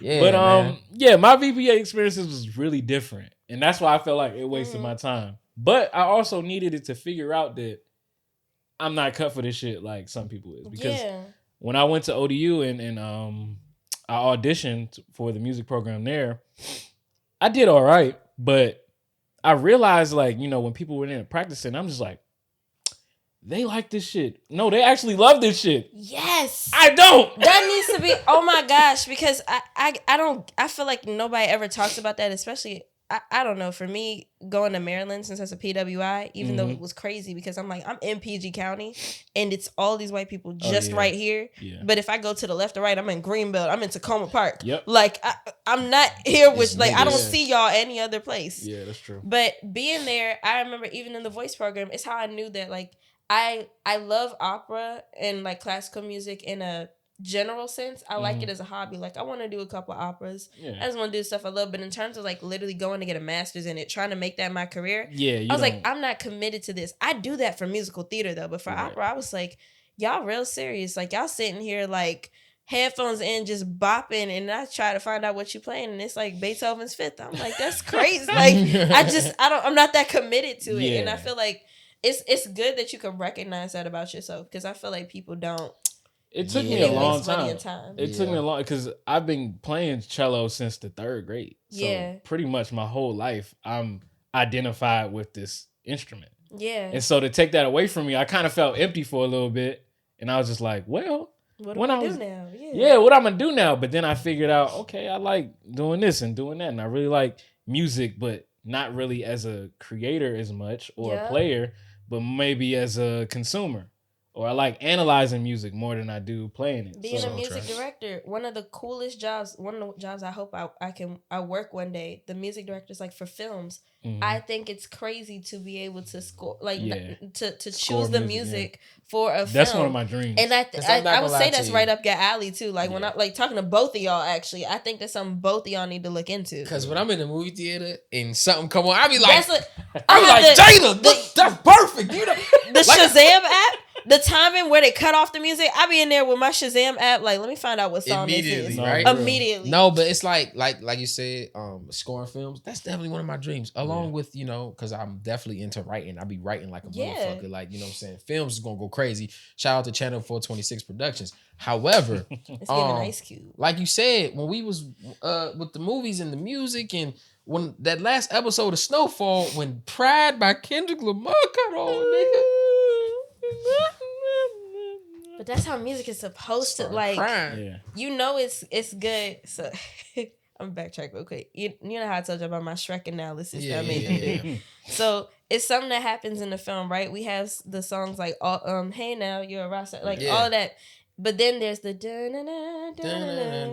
and even just thinking about, like, the brains of people who, like, score films, right? Oh yeah. That motif happens every single time something, like, emotionally significant happens in the movie. So when Fiona's transforming, when they're getting married, like, but then with the other less serious moments, like when Shrek was fighting all those guards to be the one to go rescue Fiona and stuff, like, you have the random music that still fits, but like just like the psychology of, like, what, like, music. And I hope people realize this during the pandemic too, that the arts are literally what sustains the world. Like, literally, people be forgetting about us. I mean, because think about it like this, right? There's a writer strike going on in the West Coast right now, in California. Yeah. And guess what? Los Angeles itself, that whole town was built on film. So if it's nothing being filmed, nothing going, they like, what the fuck going on? That's what I'm saying. Like now it's less money going around. That means valet ain't getting paid. That means restaurants ain't getting that many tips. That means their whole town. It's like, it's kind of like a I heard Van Lathan say this. It's like a college town. Like how a little small, like in states where they don't have like football teams and basketball teams, the college football, college sports present so much revenue for that town to build up. It's like in mountain towns where you don't, it's butt fuck wherever in the mountains, it's nothing there. But then they put a jail right there, and the money from the jail gets them Walmarts, it gets them movie theaters, Dave and Buster's, all that shit, and that shit puts them. So if it's no arts in certain places, it's like, you know what I'm saying? That's why I was saying like how black people have really funded so much in like everything, and arts is one of those things. It's like you got music, you got acting, you got dancing, you got everything, drawing everywhere. Niggas. I mean, even like sports, like black sports, people, right? Like it's just the arts. The arts couldn't catch me. My legs long than a bitch. And this goes for physical too, because like dancing is an art as well. You know, playing football is an art. Like all of this shit is art. But you know, we really do run shit. But imagine the world without it. Like literally, this is what keeps people sane. It'd be you know scary. what I'm saying? The reason people are alive is because they got that football team to root for. Yeah. Even though the fucking Commanders suck, like for years and years and years and years and years, they gonna root for them because they need something to root for. Yeah. They need that logo. They need to buy all the merch. They need all of this shit so they can have something to identify. Think about the Sacramento Kings. Them niggas ain't been past the first round of the playoffs, and she don't even know who the Sacramento Kings are. Shit. Them Nick, you know how much their town needed them to beat the Warriors last week, but it didn't happen. But everybody was all in. You know what I'm saying? Yeah. And the Sacramento Kings have years. She said who? But they wear purple and black. They're always like one of the loudest arenas. Like they have one of the best fan bases, even though they fucking suck. The Buffalo Bills. They're good now, but there was a time where they were also good, but they can't win. You know what I'm saying? But you know they getting better now. But yeah, art runs the world. You know what I'm saying? So like, it's a beauty. You know, have you ever like encountered a person that doesn't really like listen to music at all? It's very strange. It's a strange thing. I feel like everybody I know who doesn't, and I'm not so like, you don't have a favorite song, you don't have nothing. And I mean even for people, so there's people who like they know a couple songs, but they just exist in that time capsule. Yes, they only have like 5 songs under their belt. Yeah, and I'm not saying like for me up until middle school, no, actually up until high school, I didn't listen to music that was from our lifetime. For real? Outside of like if I heard it at the mall, heard it at a party, went to skate zone, like heard it roller skate, like something like that. That's how I knew songs that came out during our lifetime. But other than that, like the first music I learned was from like the 40s and the 50s. So I was learning like the whole like 1900s. I'm looking up ragtime and sitting there. Like shit, that's interesting as hell. Yeah, and so when I got to like high school, I had to catch up, and I'm still catching up. So I'm not trying to diss anybody who's like, you know, they like a certain style of music, but I mean, there's some people that literally will just like they only got 3 songs, and other than that, there's like no music. Yeah, it's in like their life. It's like those women, those white women who got like she taking her kids to practice right now or taking them to a game, and she like, hold up, y'all, this is my song. Shorty like them apple bottom jeans. That's the only nigga song she know, but she love that motherfucker. You know what I'm saying? White people love Flo Rida. A whole lot. I think that's a testament to people's and Jason Derulo. Like I think like your taste in music and what you believe about music or just the arts in general is a very telltale sign of who you are as a person. Yes. I feel like your willingness to experience art in whatever form shows that you're a person who like I don't know nobody who likes to experience art that's racist. Well, first of all, I don't keep no racists around me, but I've known some people who are racist. But like I don't know anybody who like all these ists and isms and like all of that. Like those are not the people that are doing this. Yeah. It's those people who just listen to the apple bottom jeans. And like it's them, and I inherently don't trust it. Like if I find out you're like that, I'm looking at you like I inherently don't trust I think it's because like if you like, you know, a lot of different types of music. and I do as well. Like I go through phases where I don't even fucking listen to shit that came out this year. Well, if I'm saying, like, based on your fit right now, it looked like you've been listening to a lot of Dom Kennedy. Dom Kennedy was one of the first rappers I ever listened to. Dom Kennedy's that guy. So he's that guy. So I guess that that's pretty prevalent. Like if I looked at, like if I seen you in the mall on a Saturday, I'd be like, damn, that nigga listen to Dom Kennedy. Yeah. No, I've literally had times where I'm just shocked. I remember one time I was in the Columbia store. And Dom Kennedy was in there? No. Oh. He wasn't in the Columbia store. It was an outlet store. Like, what's he doing over here? Dom, what's up, baby? We love you, nigga. Somebody said I look like Dom Kennedy too. On you my look YouTube like no video. fucking Dom Kennedy. He said this nigga look like Dom Kennedy.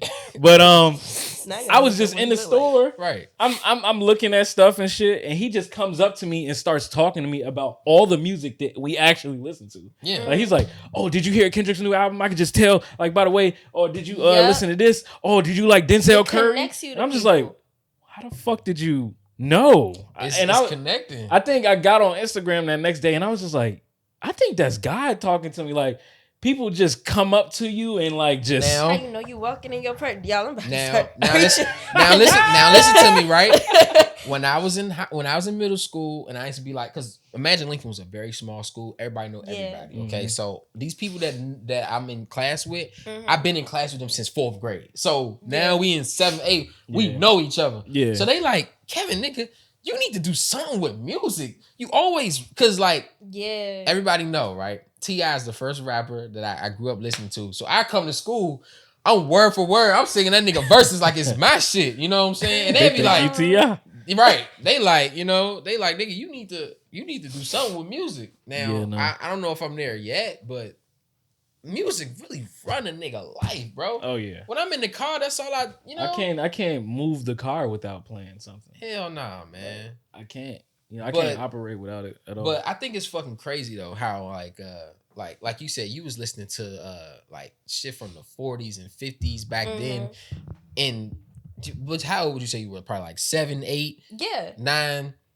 And you were probably listening to Mos Def and like Neo Soul. When I was 7, 8, 9. When I was 7, 8, 9, I was listening to like Juvie, Scarface, T.I. Like, it's all different, but we all had some kind of music going that we found that we like. Isn't it crazy? Not to cut you off, but isn't it crazy though? Because I'm pretty sure we all been through this, where you're that young, right? And you start noticing that people or like kids your age don't see music the same way. I feel so lonely, bro. Like that's another thing that I've actually had to talk about. The older I got, like I would really be in there, and I mean, like when I say I used to struggle, part of like not going to pep rallies and stuff like that. I used to be struggling. Homecoming in high school, I'm sitting there like, I don't know none of these songs. What is this? So but then they play, "You Make Me Happy," and I'd be like, here we go, like. Right. But other than that, and you'll see me at parties now, same thing. I remember my 8th grade prom, right?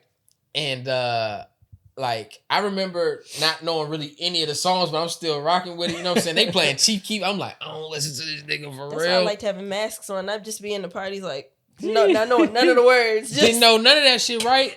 But then I heard that cush a bit, little bit, roll it up, take a hit, and not Kid Cudi. I'm talking about hands on the wheel. Fuck that. And I was like, oh, this is me right here. What y'all know about this? Y'all know Schoolboy Q? And nobody knows how those moments, like, I know what that feels like to me with my song. And when I say my song, I'm not even talking about it's my favorite, just a song I know. That shit hit. Yeah, because what I'm experiencing at parties, I'm like, this is what y'all like. Is like this is what's getting y'all going. Yeah. I'm not saying these are bad songs, but I'm like, this is it. It gets rough sometimes. If I hear "Can We Talk" one more time at the club, we went through this. Like it was great. That's an amazing record, but we don't have to keep playing it. I'm starting to feel like that about Meek Mill's Dreams and Nightmares. Please. I don't want to hear that shit no more. I'm not gonna lie. I don't want to hear that shit no more. We gotta find another club song. Like, and no, not Lil Uzi. I Just Want to Rock either. No, if we gonna do something, man, it gotta be something really good. But all the go-go ones from the parties can stay. Oh yeah, go-go gonna rock forever. Like that can stay. Go-go gonna rock forever. Yeah. You know, but no, this is good talks, man. We love the arts, we love the music. We gonna get into some more music a little later. But as we are about to close about this motherfucker, you have anything else you need to get off your chest? nothing off my chest. I did want to ask a few more questions. Oh yeah, you know what I'm saying? I give short answers. I know y'all probably like. So we found 40 pounds of coke. You know what I'm saying, in your back. Like, no. She was like, "Look, man, if you found it, man, look, it's mine." It's probably in the Elmo costume. Damn. Shit, that's how they rocking. Look, the parties be lit. Yeah, you gotta have a party now. Fuck, it ain't a party without the white bag. That's a joke, guys. Shit. No, it's like for it's a joke. Shout out to all my managers for these companies. Y'all ain't selling drugs. Oh shit. You know, ain't nobody selling no drugs, man. But nah, so yeah, you went through all your school and shit, you graduated college. Now you're a teacher. You know what I'm saying? So what do you teach? I am an elementary vocal music teacher, so I teach kindergarten through 5th grade. So you're the fun teacher, basically. Yeah, I'm the one that's not the band teacher. There's a part-time band teacher. Yeah, she got that. Yeah. I teach literally what music is, and sometimes we sing. Some of those kids come to my classes and don't like to sing. But see, I remember because I went to Benjamin Floyd and Thomas Pullen. Both of those. Floyd I'm and Pullen. Rival schools. Damn. Where did you go? I went to Kenmore. Man. But it was when I'm talking about for sports though. Every time we played against y'all, it was a bad day. Nah, Thomas Pullen basketball team was crazy though. It was. And I remember the one game we played, I was benched every game. But damn. I mean, I was benched that game as well. And I remember just watching. I was like, I'm on the wrong team. I remember my brother was on the basketball team right before I changed schools, and we was cooking people. I was about to say, was Elijah good at basketball? He was all right. He was all right. He just stopped playing. He's better than you? That nigga hasn't touched a basketball in fucking like 10 years. Damn, I was about to say, man, because you need to come ball with us one day. But I was just out there yesterday. I'll probably go there today too. We might have to do some shit Sunday. I'm just trying. You might have to pull up to the gulag, bro. All right, bet. I just been trying to get my shot back. That's really it. I'm gonna hit Tristan today. We gonna have to pull up to the gulag. Nah, yesterday I was out there. I was just like, damn, I still can hit this shit. All right, bet, nigga. I'm still a catch and shoot. We about to get Ellis to run twos with us. This is gonna be so funny. No, I need to though. I need to get back like and feel how it is to play against somebody. Because playing out by yourself, you just be. We running straight twos tournaments. Matter of fact, let me hit these niggas now, man. But what was I about to say? Okay, yeah, I remember I would go to music class. And it would be like what you're teaching, like, they were teaching us music, sing this, sometimes you're this part. Drums. Yeah, like, okay, you guys are the tenors, you guys are, sopranos, whatever. And I remember just being like, I don't want to fucking sing. I can't sing. All right? If it ain't a Kanye West song, I don't want to fucking do it. That's how it was. Yeah. So you have kids that are like, they Plenty don't want to fucking do it. But what I've been discovering is all of those same kids. So when I first came to school, because I started halfway through the school year, so I just started teaching in January. And I came in and so many of them were like that. So at first I was like, okay, I'm going to leave y'all alone. Yeah. And to a certain degree, in leaving them alone, they've been asking me what can they sing. Oh, wow. So I've been watching them over the months. Like the boys in my class, especially who just like they goof out, they don't pay attention, have solos in their graduation song right now. Oh. And like they're really coming to me like, Miss C, can you work with me on this one part of the song? Oh, like that's nice. I just what I'm learning is there's a certain level of encouragement to try that I should have with them. Yeah. But that's for things I think are foundational, like learning music theory and stuff like that. Yeah. But if you don't like to sing, I said, your only job in this class is to participate. I'm not trying to give you the mic. Like, right, yeah. I'm not, I ain't never, I said to all of them, like, I never told any of y'all had to sing a solo. I said, you need to try, because it's the vocal music class, and frankly, you can't get a grade. Look at that. If you don't do that. Good teaching. Like, it's just that simple. I'm like, I'm not here to force you to do anything you don't want to do. Yeah. But, like, just like in math class, you don't sit there with your math teacher and be like, man, fuck, man. Like, you better do your homework. I feel like math in the day. So just don't play me like that. I'm like, we'll be good. I won't make you sing up in front of everybody. Yeah. And you don't give me a hard time. And sing along. Yeah. Yeah, no, that's true. My vocal teacher definitely used to give me a hard time because she knew my dad personally. Yeah. Because my dad, he's a pianist, so he played in churches all his life. So he know every fucking body in the area that plays some type of instrument. And Ellis, I know your dad. I know you can sing. Matter of fact, sing this. That's gross. I just feel like, especially like I said, with math, science, reading, like you got to do that regardless, right? Yeah. But the arts, and especially in elementary school, my job, I feel like as a teacher, is to just get them excited about music. Yeah. And they'll find something in that. So like the boys who don't like to sing, love music theory because some of them happen to like math, and like music theory is like the math class of music. Right. Literally. So like they're finding what they enjoy about it, and I'm like, that's really my only job. So Right. some days, like I've dedicated classes to like, especially during Black History Month, we had like a whole lesson on like hip hop, and we were talking about like instrumentation, and so they were learning about like the hi-hats and like all of the like the things that are going into the music, where the samples were coming from of all their favorite songs and stuff. Like I make the class, like I base it off the curriculum, but I also like make sure everybody sees that there's something that they love in this. Right. So no, that's fucking fun as hell.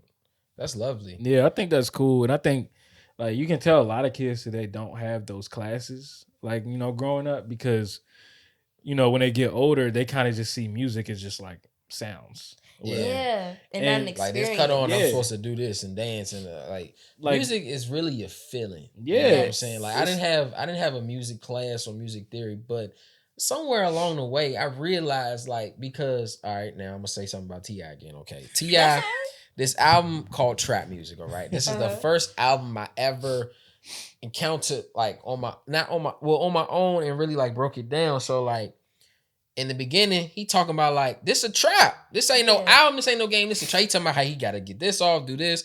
And then along the way, he has a song where he talking to his girl and he like, look, baby, you know what I'm saying?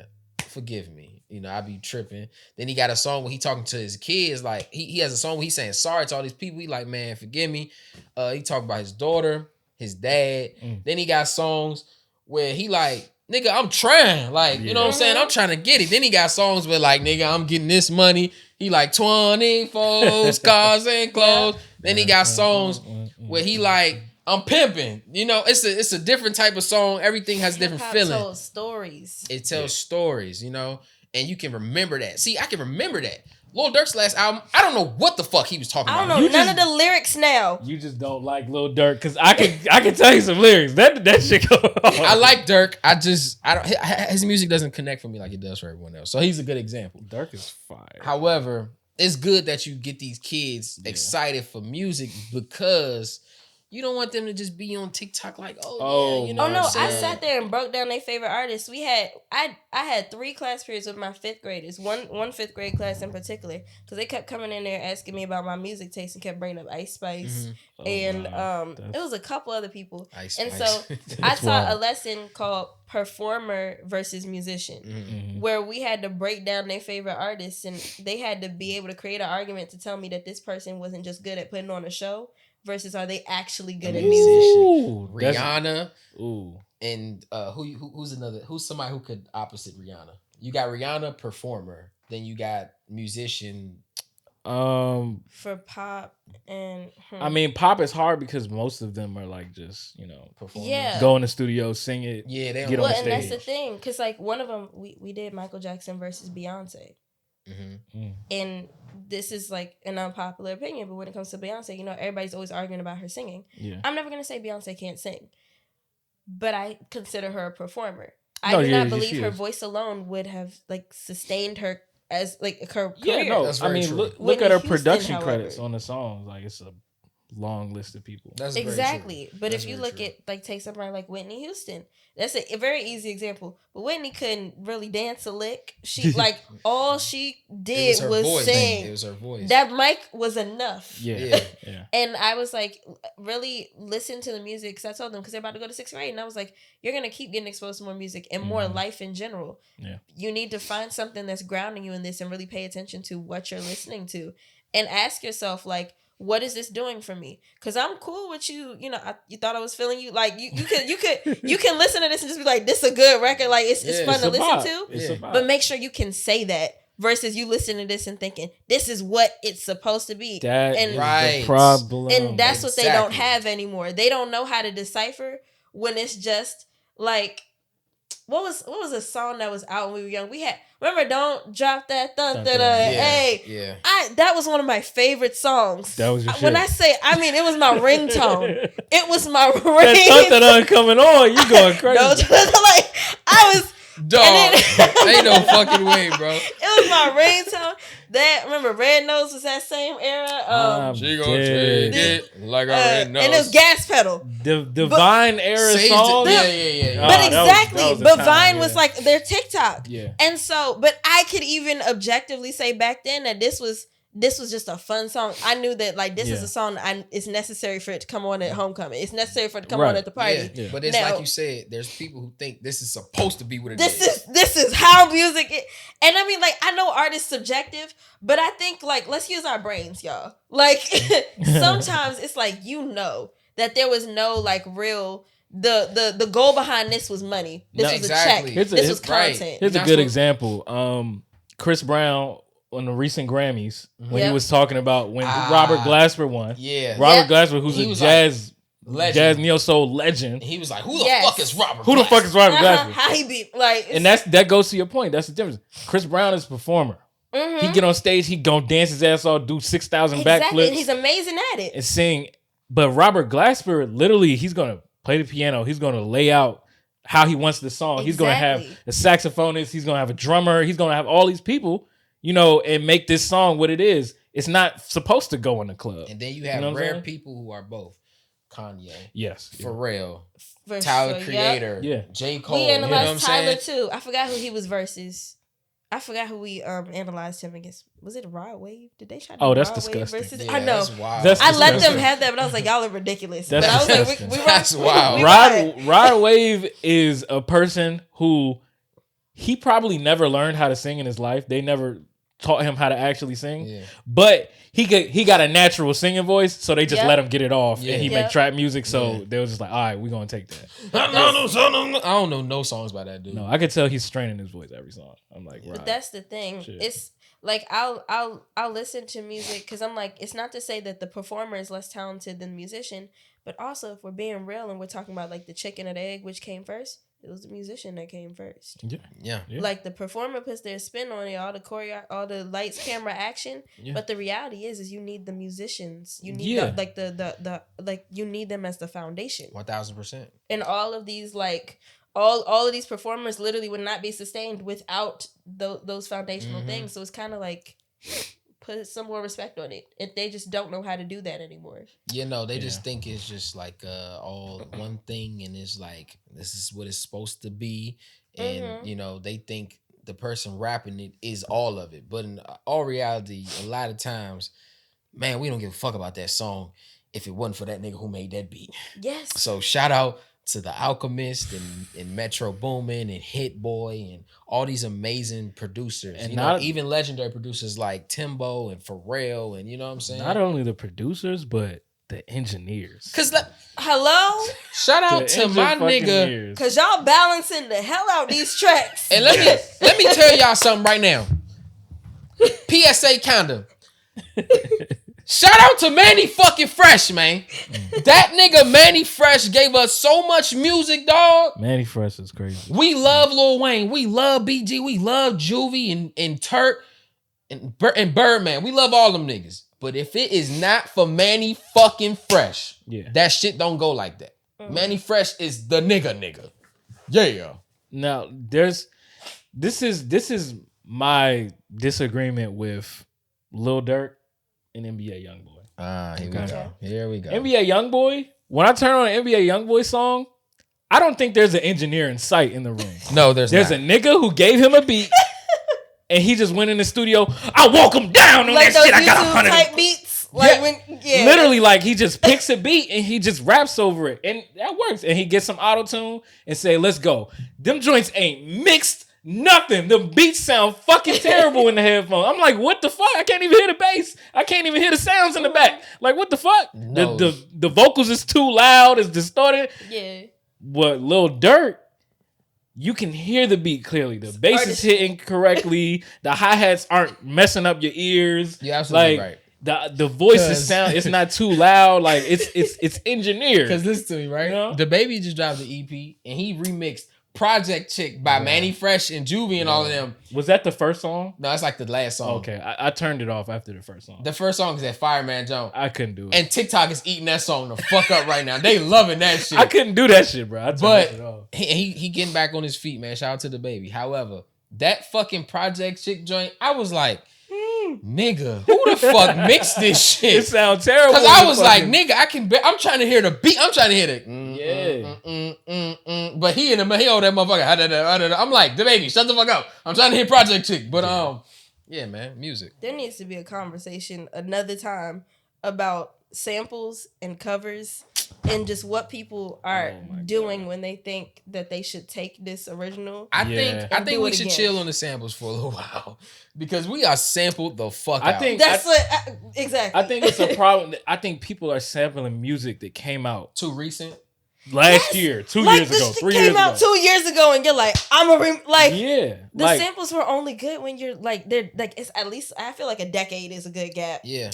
Let it breathe. Because it's a song by Beyonce, and she sampled 2 songs, right? And it took me a long time to realize this shit. About mine? No, not that. It's off of Dangerously in Love, and she's like, forgive me, Beyonce. Beyonce, don't copyright this fucking video. We know you will, you Rock Nation princess, or queen, whatever you call yourself. The song "Be With You," when she's like, you know,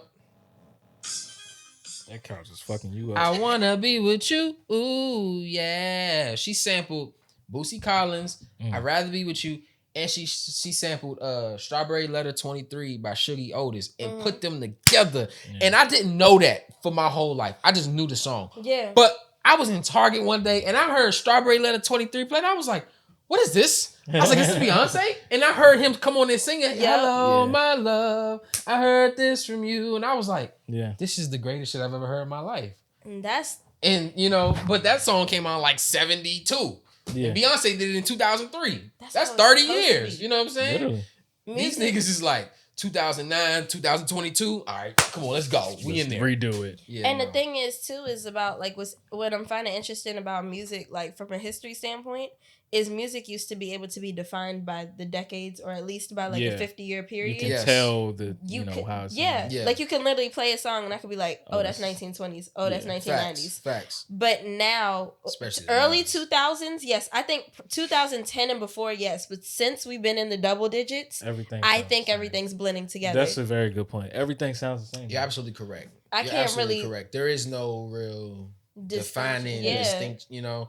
Everything is absolutely the same because I can tell you the point when I realized everything is like became the same. Low Life by The Weeknd and Future. Mm-hmm. Like at that point, like everything is just starting to Repping for the low life. I think ever since then, like everything is starting to sound like it was the Metro Boomin effect, bro. Yes. The Metro Boomin made that song. Yeah, I know. 2014 and up. He kind of like came and like redid the trap sound for real. Him in London on the track. Yeah, like so like now everything sounds like a Young Thug beat or like it sounds like all of those artists could hop on that same beat. That's what I was talking to the kids about too. Because y'all don't even like I keep talking about Shazam, but one thing that I did when I was younger, which is why like I know so many songs, my dad would literally hit play on the song. I need to know that jump in the first 2 seconds. Oh, shit. I know they cannot hear a singular. I could hear a singular beat, like the first beat. Me too. And I know what song this is. Me too. They can't do that no more. Because like you said, back then it was distinguishing, right?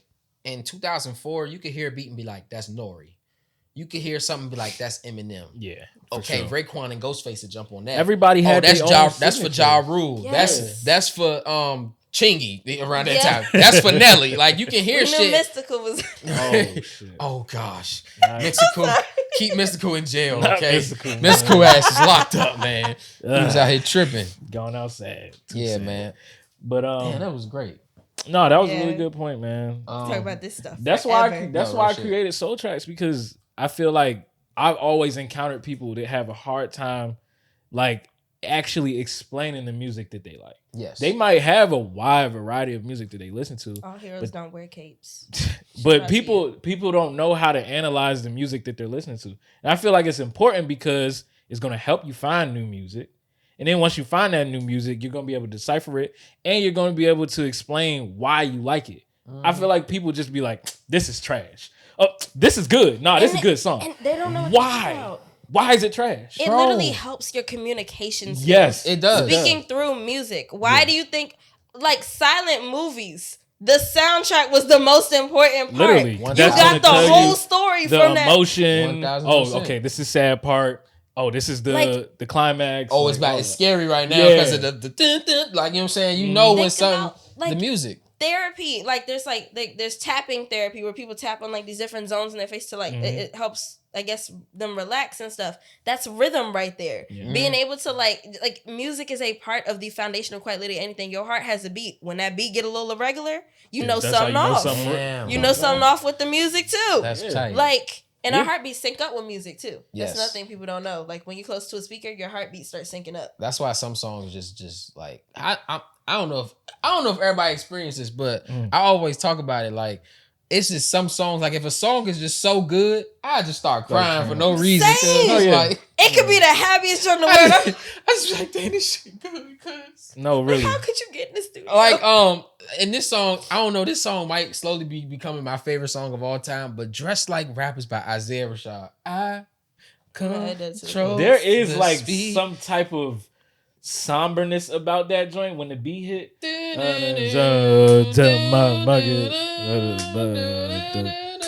I think Isaiah Rashad, he just has that effect on his music. I will say that though about that album. It's a great album, but that album is for if you are sad and depressed. Yeah. And if you listen to it and you keep listening to it, you're gonna just be like, it's a really sad album. Because the album is literally called The Sun's Tirade. It's just about him just ranting and just being angry and upset about shit, you know? And find a topic, man. Like, he just he's like, find a fucking topic. I'm just rapping about everything. Yeah, man. Music, bro. Be able to explain why you don't like things. Like, if I have an album that I don't like, somebody can be like, oh, how the fuck you don't like that album? I'm gonna sit there and explain to you why I don't like that. I have an essay for you. Yeah, like I don't like the way this is mixed. And then I feel like his voice doesn't fit on this beat the way it should. Like it could be a cleaner. And then I'm gonna tell you what I think can make it better. That's the thing. We don't give problems without solutions either. Exactly. Like I told you why I don't like NBA Youngboy, because I feel like he don't mix his music. Yeah. If I felt like he just sat down, slowed down, and just stopped fucking yelling on the track nonstop. But you know why I love him more though? Because I grew up listening to New Orleans. I get it. When I hear that nigga, I'm like, oh shit, that's Juvie. And also like some of that music ain't supposed to be like engineered to the shit. Yeah. Like, it's not supposed to sound clean. But you know when that happens too, when you know how to develop musical opinions. Yeah. You know when it's supposed to be some nonsense. Yeah. Some of my I keep talking about like my favorite, like don't drop that thing. You know that's a song you gotta start shaking that ass to. That song had nothing to do with nothing. What the hell is a thun? I ain't know what it was. They just in there saying words. But I knew I was turned. Like that thing came on. Right. Because I know you had these days, right? There's days when you like, I'm just listening to straight R&B.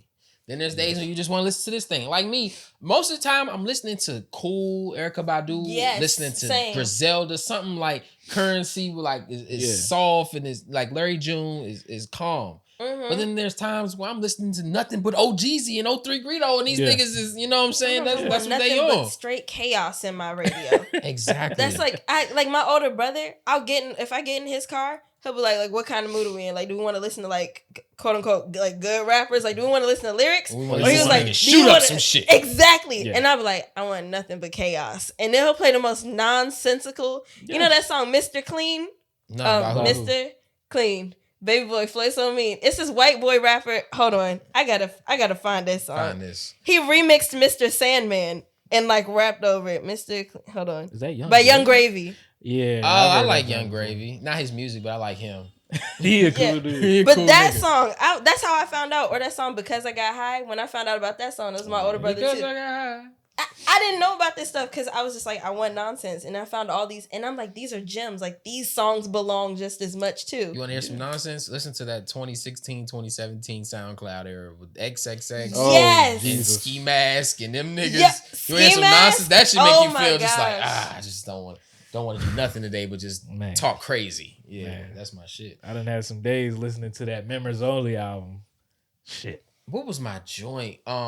You a fuck, nigga. I can't fuck with you. Hand split them. It was crazy, man. Them niggas was going off. Motherfucking what was I about to say? Boosie, right? Boosie has music when he just talking about murder. He killing shit. Then Boosie got that time when he talking to the young nigga like, young nigga, you need to do this, you need to do that, man. Stop doing this. Boosie, and then you got Cousin Boosie, basically. Right. Boosie got an album called In My Feelings, right? When he had just got out of jail after he beat a death penalty case. He like, yeah, I'm happy. You know what I'm saying? I beat the death penalty. I'm not going to be in jail for the rest of my life. I'm not going to die in jail. Yeah. And then he finds out he has cancer, right? And then he just sad. He like, damn, bro, I got cancer. Yeah. His auntie got cancer. All these people dying. And he like, fuck, man, I just got out of jail. I get to see all my kids again. And now I got cancer. He like, how the fuck this happened? And that whole album is just him just like in his head. It's like, it's kind of like the Sun's tirade and Boosie. Like, this is the most chill you ever gonna hear Boosie. He like, damn, man, I got cancer. Yeah. He like, but I got all this shit to take care of. He like, man, I want to be happy, but I can't. I just found out what Instagram is. He like, Boosie was just going through it. But yeah, man, good music. And I think too, you connect with other cultures because I'm finding myself like, so like during the pandemic, I found out that like my paternal grandfather, I never met him, so I didn't notice, and nobody talks about him, but he's Cuban, so I'm Cuban. Oh shit! So now I'm sitting here like I might have some cousins out here. You know, like I'm trying to figure that out. But always in my life, like if it wasn't like music by just Black people in general, it didn't matter what culture. It was always like any like type of Latin music. So I was like, okay. But now like I'm getting into the white people's music. I'm like, I got some records over here. I'm not gonna lie. Hey, look, man, there's one group I always say it, I'll be getting clowned for it, but 21 fucking Pilots, man. Them niggas. Them niggas is great. No, shout out to them white niggas. Hall and Oates. Oh wow! They're footing a record. She went to the 80s. Who made the Carpenters? I don't know them. Oh, Shrek. Forever After, the soundtrack when Shrek first traveled back in time or whatever. He was like walking down the street and there was a song playing that was like, "I'm on the top of the world." Oh yeah, that's the Carpenters. It's one song on Shrek though. I need some sleep. It's right after he got there and he was like he was flipping through Fiona's diary. First got to far away and he was up in middle of the night like, and that song is playing. I need some sleep. That song is so hard. I got that joint on my phone. I'm like, this shit's tight. No, for real. That's the thing. I'm like, some of them be putting their foot in it too, and I'm not trying to say that they never did, but like country is the one genre I'm not gonna lie. Unless y'all have to convince me to listen to country. It depends on the singer. For now, country can get lit, man. Because let me tell you something. Lil Durk got a song with a nigga named Morgan Wallen. That motherfucking Broadway girls be having me screaming at the top of my lungs. That's basically a pop song at this point. It's barely anything. Leave them Broadway girls alone. You gonna play it when you get in the car. When you on the highway, you gonna love that song. That shit's hype. Yeah. No, what's his name? Chris Stapleton or something like that. Yeah, he's hard. I fuck with him. All right, y'all. Well, let's go ahead and close out this episode with more music. Welcome to Music of the Week. Yes, Leilani, do you have it? Like, okay, so we know you listen to music. All right. Is there one album, a song that you've been just having in rotation all this week that you would like to share? You can You can do multiple songs. You can do multiple albums. And if you would like to, you can give us a verse that you would like to rap or sing. Okay, so for the song, there's this new show on Hulu called Unprisoned with Kerry Washington. With the that's Washington. That's okay. Washington. But in the second episode, there was a song that came on called "Ride My Way" by this artist named Gator. Okay, so that's the song. Gator. He has a song called "Ride My Way." Oh no! I guess it's not. This is this. I don't know how to pronounce that y'all name. That's a woman. Oh, I thought you were talking about Gator, like that nigga that be with Lil Dicky. Nah. Okay, so I see that. Okay, but this song has been in rotation. So, which one? We just play it out? No, don't play it. Oh, okay. But like, say the name of the song and who it's by. It's "Ride My Way" by. I don't know how to pronounce her name, so I'm gonna spell it. It's Gaidaa, and I guess the album is Overture. You listen to the album? Can I see it really quick? Yeah, hold on. There you go. It's at the top. I've heard her before. Ellis, I think it's Gaida, I believe. You put me on this week too, Ellis. Who? You put me on with this one. Oh, Jeremy. You posted that. I said, yo, this motherfucker tight. Look, bro. I know title people be like, title is, it's janky sometimes. That shit be blowing me. I but just started a Spotify. Title's song recommendation unmatched by any app by far. Oh no. I literally just found that song like the day that I posted that joint. That joint tight. Speaking of Tidal and streaming services, Apple, what the fuck are y'all doing? Yeah, I saw people was fucked up. Nigga, my Apple Music was. I'm like, hold up, wait a minute. I'm trying to listen to this OGZ, this IDK. I just started a whole Spotify subscription now. I got Spotify now. They said, look, nigga, we'll give you first 3 months free. You know what I'm saying? Spotify is cool though. Yeah, I used to use Spotify back in the day. My best friend. Boy, I got playlists on here. Oh yeah.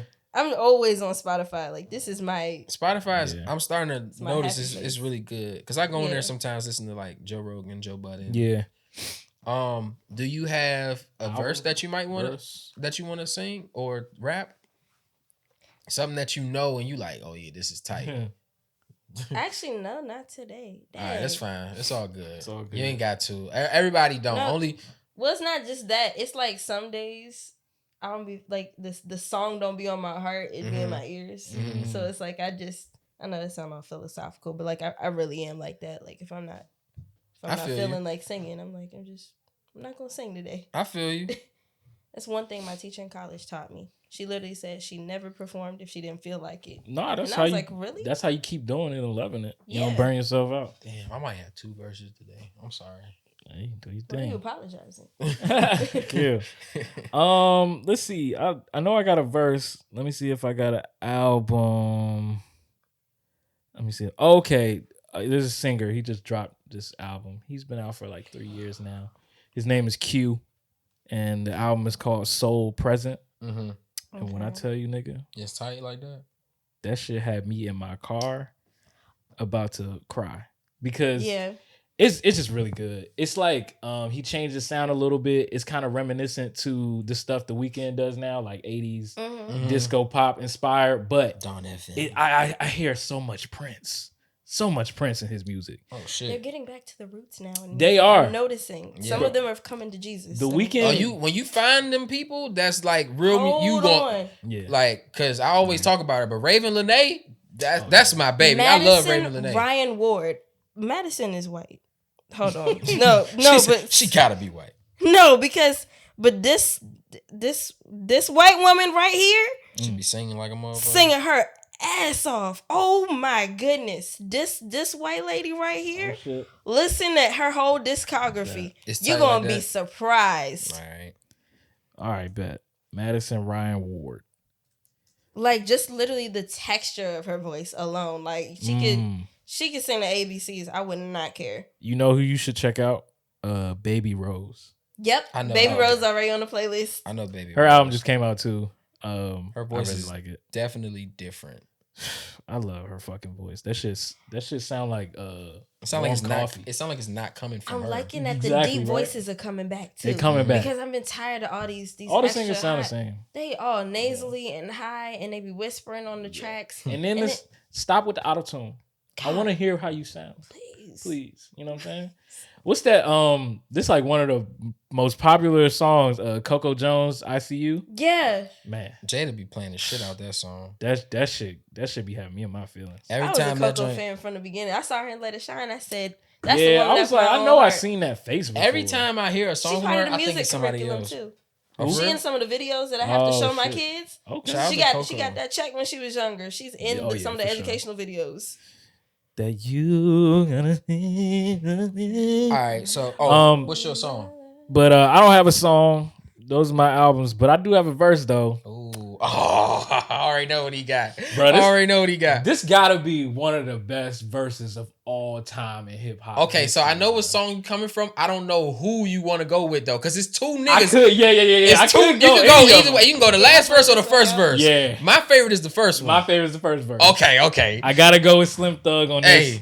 I've been in the South for 2 weeks straight. Somebody please get me out. Hey, but while you in there, listen to the Ghetto Boys, the good, the bad, and the ugly. You gotta listen to that. No, I'm already You're hit. just giving me songs right now, like. But nah, Slim Thug, man, he came on this joint And when I was watching the $1 Million Worth of Game joint, he was like, he wrote this shit when he was like 17. Yeah, and he just kept freestyling it like on stage. So he's like, when they gave him the chain, he was like, let me do that.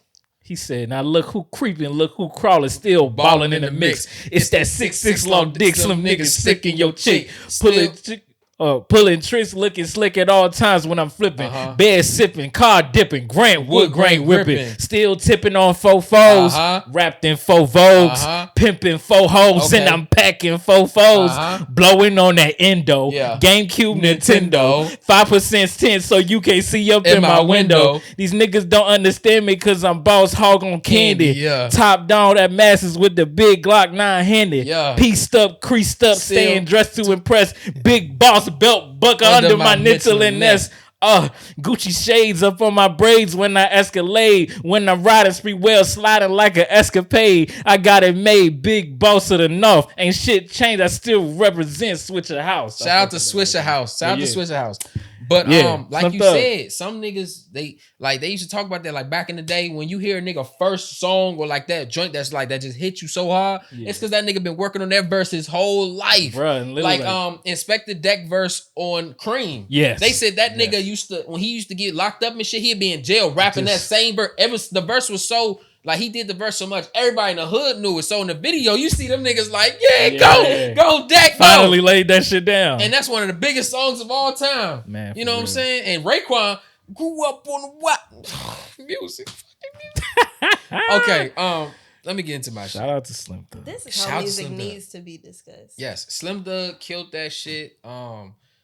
Like we was talking about, rapping is a short nigga sport. However, he is like 6'6". He's like the tallest rapper ever, but he, you know what I'm saying? Slim Thug. The boss hog on candy.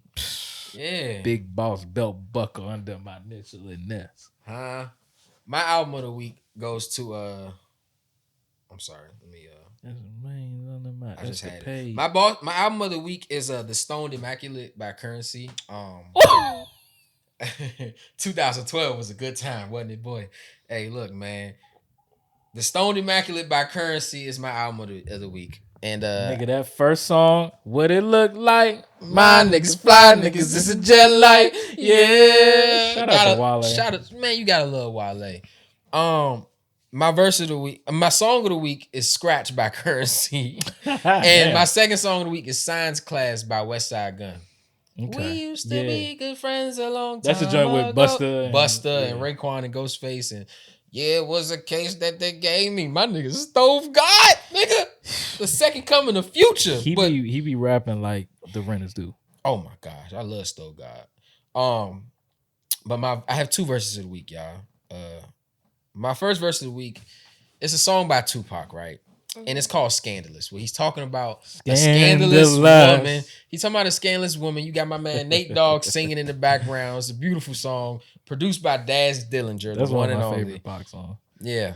And the second verse, he goes, how's it hanging? Because baby, from the back, that shit is banging. I've been stressing in this ghetto game, trying to do my thing. It won't be no bullshit, no ass kissing. This bitch will have you waking up with all your cash missing. I'm asking, as I'm qualified to analyze, you looking at a bitch who specializes in telling lies. She got a body make a motherfucker fantasize, and her face ain't never shed a tear through them scandalous eyes. My sister precious in poverty. Plus, I knew she was a freak, so why should he bother me? I'd probably be sprung, addicted to the heat of her tongue. Although I don't know where she's going, she's making me come. I've been trained in the boss player, so what you saying? Let me show you. Got some hookers we can toss later. Before I let her get me, I got her when her person took $100 because I'm so scandalous. I just had to do that verse because Pac is hilarious, and the nigga talking about how she's so scandalous, and then he like, wait, but before she do that, I'm gonna rob her and I'm gonna steal some money from her first. Pac was a great musician as well, but my real verse of the week is by a man named El Camino. Okay. And this song is called 297 Parkside. And honestly, y'all, this might be the hardest song I've heard in so long because it just make me feel like it's time to win. And Ellis, I don't know if you, nigga, you know, it's time to win, my nigga. And that nigga El Camino say, yo, I made the block on my own. Nobody taught me a thing. My house wasn't a home. My whip wasn't a Wraith. My kicks wasn't the J's.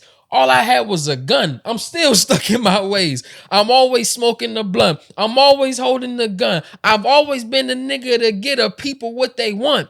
Being broke made me humble. Now I got no choice but to stunt. I stayed down on my 10 so long I fucked up my ones. I could have been had a M, but I was young and was dumb. Spending more than I made. That's how I fucked up my ones. I done stacked up a fortune I could give to my sons and my daughter. How could I fall off when I'm walking on water in Thames, riding around, listening to myself in the Benz? I remember when I didn't have a quarter. Now I'm a 6-figure nigga and I work out in Deodoras. Survival of the fittest. I'm a lion in the forest, shooting dice with the killers from the streets. Now we corporate. Still got pounds for the low, but that's just a nail in the coffin. Still the one in. I'm still to keep the one in the head and leave the rest in the cartridge. We used to run the streets, now we rich, so we be jogging. God damn. El Camino, man, that nigga be rapping. No, he be killing shit. The whole Griselda is just on a different planet.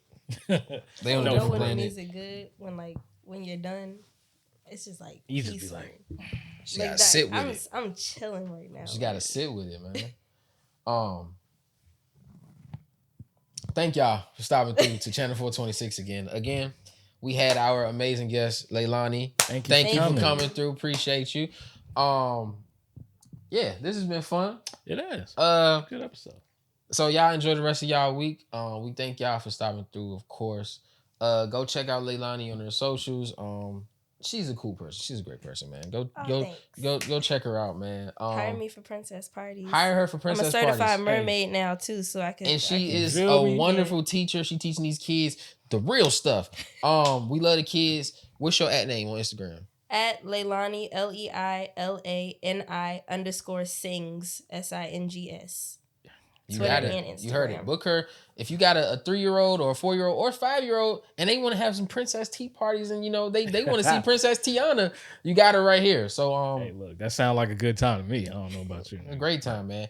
Damn, I ruined the tea party when I was a kid. God damn it. Oh my gosh. I was an angry little nigga, man. My cousin Jalen had a tea party and I was in that bitch tripping. You can ask my aunt Jasmine. No fucking tea, man. Damn. This cranberry juice. They had me in a sweater vest and a tie. And out. This is a picture of me frowning in the camera. Like nigga. You didn't want to be there. I didn't want to be there. But thank y'all for coming through, man. Hey, stay dangerous. Scam.